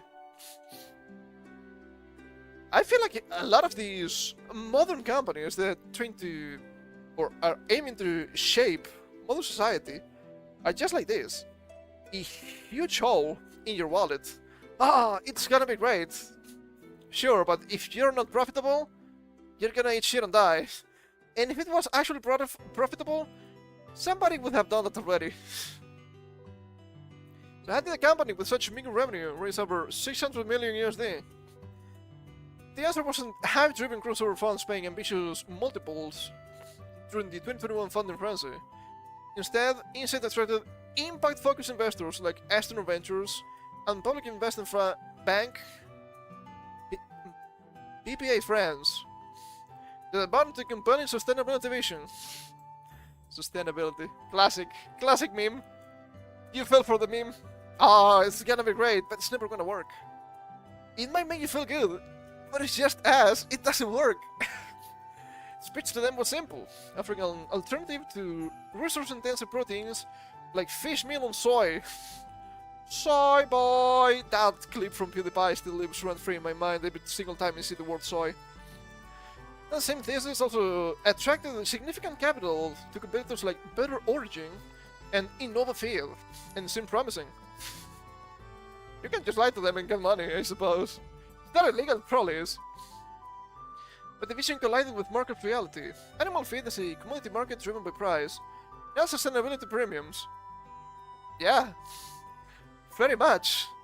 In a perfect world, insect protein would be fully circular, with insect fed on food waste that would otherwise go to landfill. But in practice, factory scale insect production typically ends up relying on circular products that are already usable as animal feed. Many insect protein just adds an expensive extra steps. For animal feed, the math simply wasn't working. Just what I was saying. Literally what I was saying. Not about insect feed, but it was literally what I was saying. You think you give to these farm animals a bunch of usable food for humans? Sure, you give them some. Okay, you give them some, especially to those places that have the expensive meats and all that. Oh, look at this. Oh, we raise this with this special corn, or the special wheat, or the special, I don't know, whatever. Sure, it's kind of expensive because you're spending more expensive resources to make that food. Not just because it's better, it's both. But it's like 80% of animal feed is useless for humans. That's a lot. In some cases, probably higher than 80%. Ha! Hilarious. And to be fair, if you would be coming up with a serious company that deals in any kind of business, let's be real, it's not just food business, you need to do some sort of research about the market, right? Some market research or market investigation to make sure you're not being a fucking idiot that's gonna waste a huge amount of money. Ding again, modern society. I was thought about that, and I didn't go to college. Come on. See what I mean? See what I mean? Too qualified. I am too qualified. How is this possible? Insect eventually recognized this. Pet food proved to be a different equation. It's less price-driven than animal feed, and a far better market for insect protein. Even with competition from other alternative proteins, such as lab-grown meat. Oh, yeah, I'm not a big fan of lab-grown meat either. I think that company from, what's his name? Windows guy, Microsoft guy, Bill Gates. That lab-grown meat company by Bill Gates also closed down. Another victory for us. Look, I'm gonna be real. If the meat doesn't still have the taste of the soul, it's not the same. It doesn't feel me, okay? How is this my fault? By 2023, the company refocused its strategy on pet food and other high-margin segments, with Huber citing broader economic pressures. An environment where there's inflation on energy and raw materials, but also the cost of capital and debt, we can afford to invest loads of resources in markets which are the least remunerative. What a word. Animal feed. While you have other markets where there's a lot of demand, good returns, and higher margins. Huber said at the time, TLDR, you fucked around too much, and you find out because the economy is fucked. Congratulations. The 2023 pivot to pet food came too late. By then, Instant had already committed to a massive capital-intensive bet that would ultimately doom the company. The bet was Inform, a gigafactory in northern France that the company built the world's most expensive bug farm. Don't you think this is a red flag? Don't you think this is a problem? I don't know, it sounds really suspicious to me. And we're not even mentioning bug farm for human consumption, okay? Built for insect production at the scale, the facility consumed hundreds of millions in funding. Money spent before Insect had proven its business model or figured out its unit economics. Also, you don't need to buy bugs to feed your animals. If you have, like, I don't know, a normal farm, right? Traditional farm, not these new giga farms that are also around. Your animals are probably eating bugs anyway. Because, lo and behold, they might be crawling on the ground. And what do they do? Yoink! That's mine! It's really common with chicken, for example, to be eating worms and all that. You don't need to buy those. God provides. Here. Tuber scene forms launch. Instant routing Shankar Krishnamurthy, a former executive at French energy giant Engie. That sounds really French. That sounds really French. When that move to pet food failed to save the company, Krishnamurthy replaced Hubert as CEO. Instant then shut down the production plant he had acquired from Proti Farm and cut jobs. By shuttering one facility while operating a gigafactory built for the raw market, couldn't solve the fundamental problem. Yes, the whole problem here is just your absolute lack of insight, your absolute lack of business sense. Surely it's gonna be great if we tell people this is the way to go. People are gonna be like, okay, this is worse and more expensive. What is going on? Is this a game company? Not quite, but the problems are the same.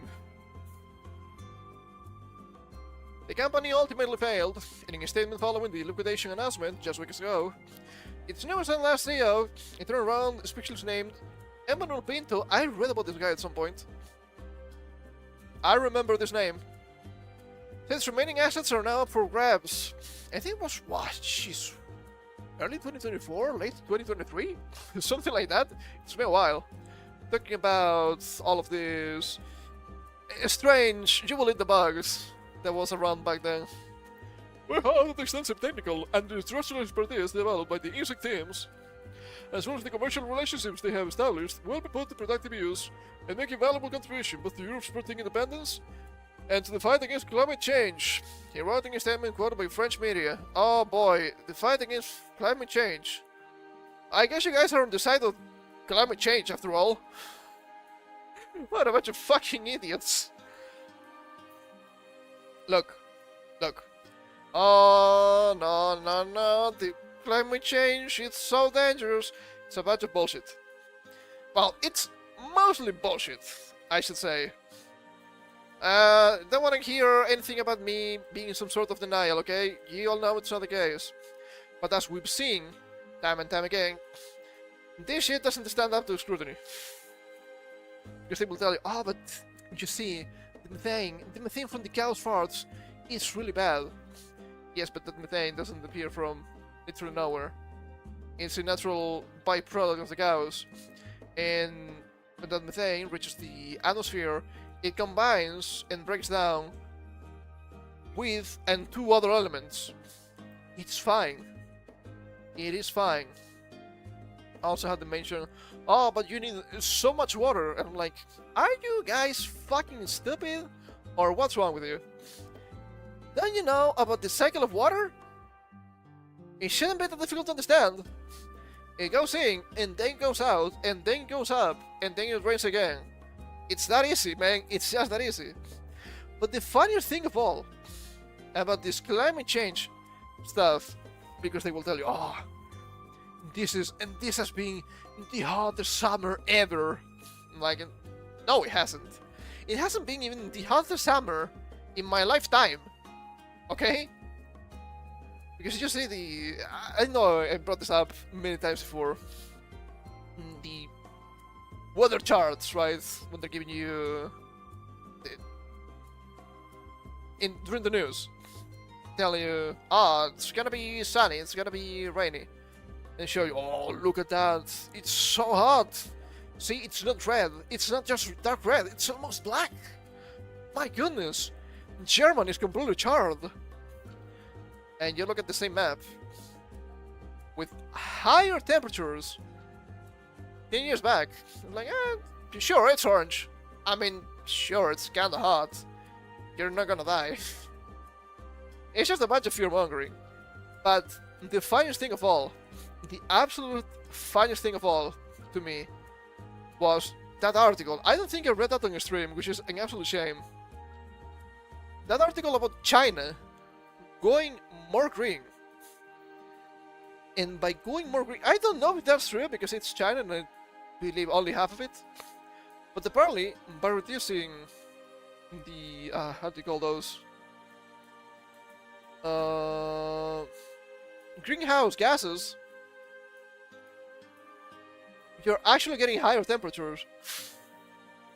You see, there's a big problem with those because sunlight comes in, passes back from the earth, and then it gets trapped in the atmosphere. Like, sure, that makes sense, but at the same time, those gases are gonna make it so a bunch of sunbeams don't make it through. And that's exactly what happened. Oh, now higher temperature because more light beams are getting through that. Isn't that funny? And at the same time, you have to admit that it was just a big cycle. It's a really big cycle, to be fair. But I bet if you go back to ancient Rome, average temperatures were probably higher than nowadays. Because there's no way those people will stroll around during the winter with just a simple robe or a simple toga, okay? It just doesn't make any sense. Also, sandals? Not even boots, come on. And it was probably way colder during the Middle Ages. It was a tiny glacial age of sorts, experts say. So, of course, but then again, this one was not the hottest summer ever. It was not even the hottest summer in the past 10, I must say days, 10 years. Stop lying to me, okay? Stop lying to me. Really bad, weather-wise, memory. It's really bad. For Professor Joe Haslam, who teaches a course on scaling up in the MBA program at IE Business School, Internet Explorer? That's crazy. Insects' struggles are not a mystery and not mainly about the insects. They are the result of a mismatch between industrial ambition, capital markets, and timing, combined by some execution and strategy choices. But that the insect failed doesn't mean the entire... Excuse me. The fact that the insect failed doesn't mean the entire insect farming sector is doomed. It is not the only one that collapsed, by the way.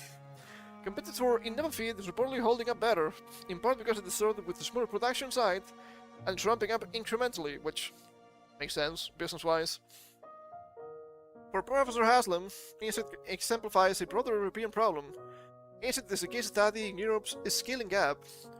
We found moonshots, we underfound factories, we celebrate pilots, we haven't done industrialization.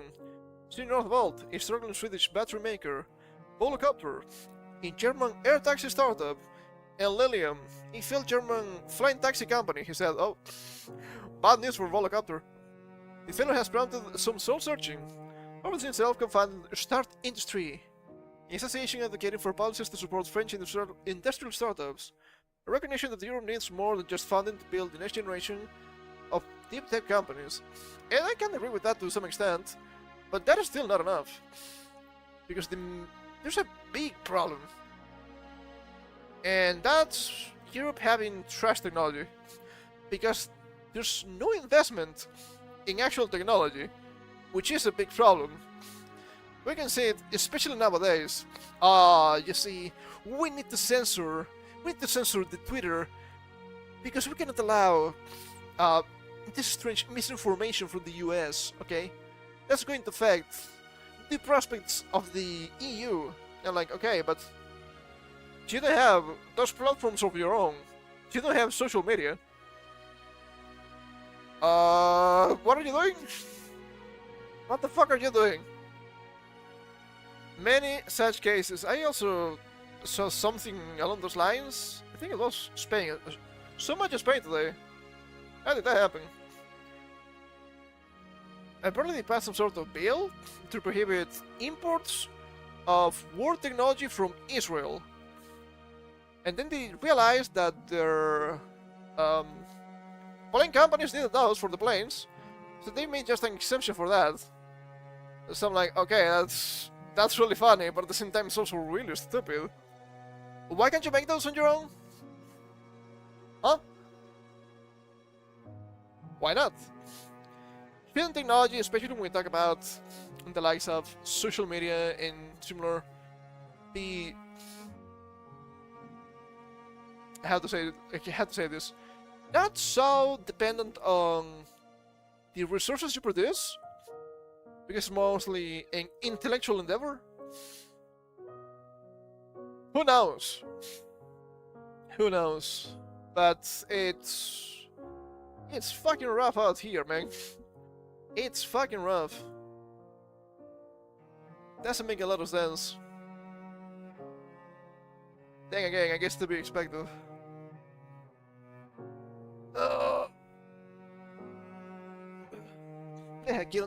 They have been killing themselves for like 3 decades just because of feel good kind of bills. But feel good doesn't mean it's gonna be useful for you as a country. So what happens now? You're fucked. Yay! Great. Ah, shit, this is what I get for opening Twitter. Hilarious. What a way to start the year. Good job. Good job. Somebody got the silly. Somebody got the silly, gang. So shut this banned from Twitch for a little bit. Good job. Well, it happens sometimes, I guess. Oh, man. Anyway. Still a little bit earlier than usual, but I think we can finish for today. It's more than 3 hours.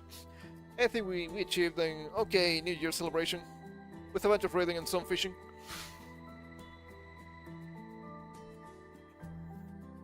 Holy moly, dude. Every single time I see a tweet about the Minnesota prod, it's just hilarious. They're not even trying, man. They're just not even trying. Okay, what kind of shit we can expect for this month? I was about to say this year. I don't know what to expect for this year. Good stuff, I hope. What can we expect for this month? That's a good question. I guess we're gonna be trying to finish it, finishing Rabi. Got a lot of power-ups, so that's good. We're probably starting the French RPG on Monday, so that's gonna be interesting. I do believe I should be able to stream that without too much of a hassle, which is nice. And we'll get into some older stuff, and then we see what happens. We need to get, at some point, to play Pokemon XD. It's been quite some time, but we still need to finish Gen 3. Should be before my birthday, so... Oh boy. We don't have a lot of time. Might come in after Rabi. Might come in on February at some point, which is about the same, I guess. We'll see. We'll see. Anyway, wish my birthday, March the 7th, which this year I think it's a Saturday. It is! It is a Saturday. So I guess we'll have strange Saturday birthday stream. I guess I will need to move the usual chatting stream to a Thursday that week. It's totally fine. I want to finish Gen 3 before we do the next Smasher Pass for Pokemon. But I guess we played enough of Gen 3. So if I don't finish it, it's not that bad. It's been a while. It's been a while since I've done the Smasher Pass. I think I've only done the first 2 regions. Time to see how we fare against Hoenn. Oh, jeez, after Gen 5 it's gonna get really rough. Because the min-maxing is just really insane. So, normally, you should be able to beat the stage to a pulp. But they're actually really strong, so you're probably getting killed. So maybe not. That's gonna be okay. That's gonna be okay. Yeah, we'll get to XD at some point. And yeah, we'll get to more retro achievements at some point. Not for Pokemon XD, but we'll do some stuff here and there. I never played Kid Dracula before, but I know it has retro achievements. I don't know if I will be able to get everything, but that's something we can do. How many do we have here for the NES? How many achievements? 52. Beat the game 3 hours and 6 minutes. Master the game 9 hours 11 minutes. 7% of mastery. It's not too bad. Belongs to the Castlevania series. Are there any missable? Nothing is missable. It shouldn't be that bad. But I don't know if it's the kind of game I will want to replay. Have 9 lives. Well, so we need to at least play it. Yo, somebody here 10 hours ago mastered the game. That's kinda nice. First mastery of the year, you love to see it. Anyway, we'll see. I've also been considering playing Sacred at some point. I've been saying this since what? May? Maybe April. But it's never a good point. Normally I would have started Sacred just after Yakuza 3. Or next Monday. However, French RPG. I think it's more topical to play that. We can just play all the stuff whenever. There are some mods out there that people recommend, like Sacred Reborn. I've seen it, I don't think I want to use it. I don't think it's gonna be really the kind of balance I want to play. I'd rather play vanilla as long as the game works. With it being an old PC game, remains to be seen. I guess I mentioned something I want to do from now on, at least monthly clip compilations. So you can expect that for tomorrow if I don't make any mistakes. I was already doing that for December without telling any soul. Oh boy. Hold up.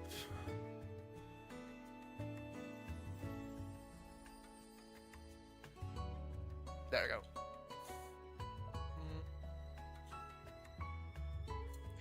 I'm also considering at some point doing some more variety, but not in-game related. Like doing some deep dive into stranger stuff. Something I've considered before, but I never got to it. I think it will make a lot of sense for somebody like me. Doing some streams about really strange conspiracy theories. What can go wrong? But I have nothing ready for that, so it's really gonna happen at some point. It's not gonna be soon, but it should be interesting. For those lazy Thursdays when you don't know what to do, how about we go deep into the gay frogs? I talked about the gay frogs before. It's actually real. Funny enough. What is this world? What is this world? Anyway, I think that's gonna be everything for me today. So, next stream, Saturday, as usual, yapping.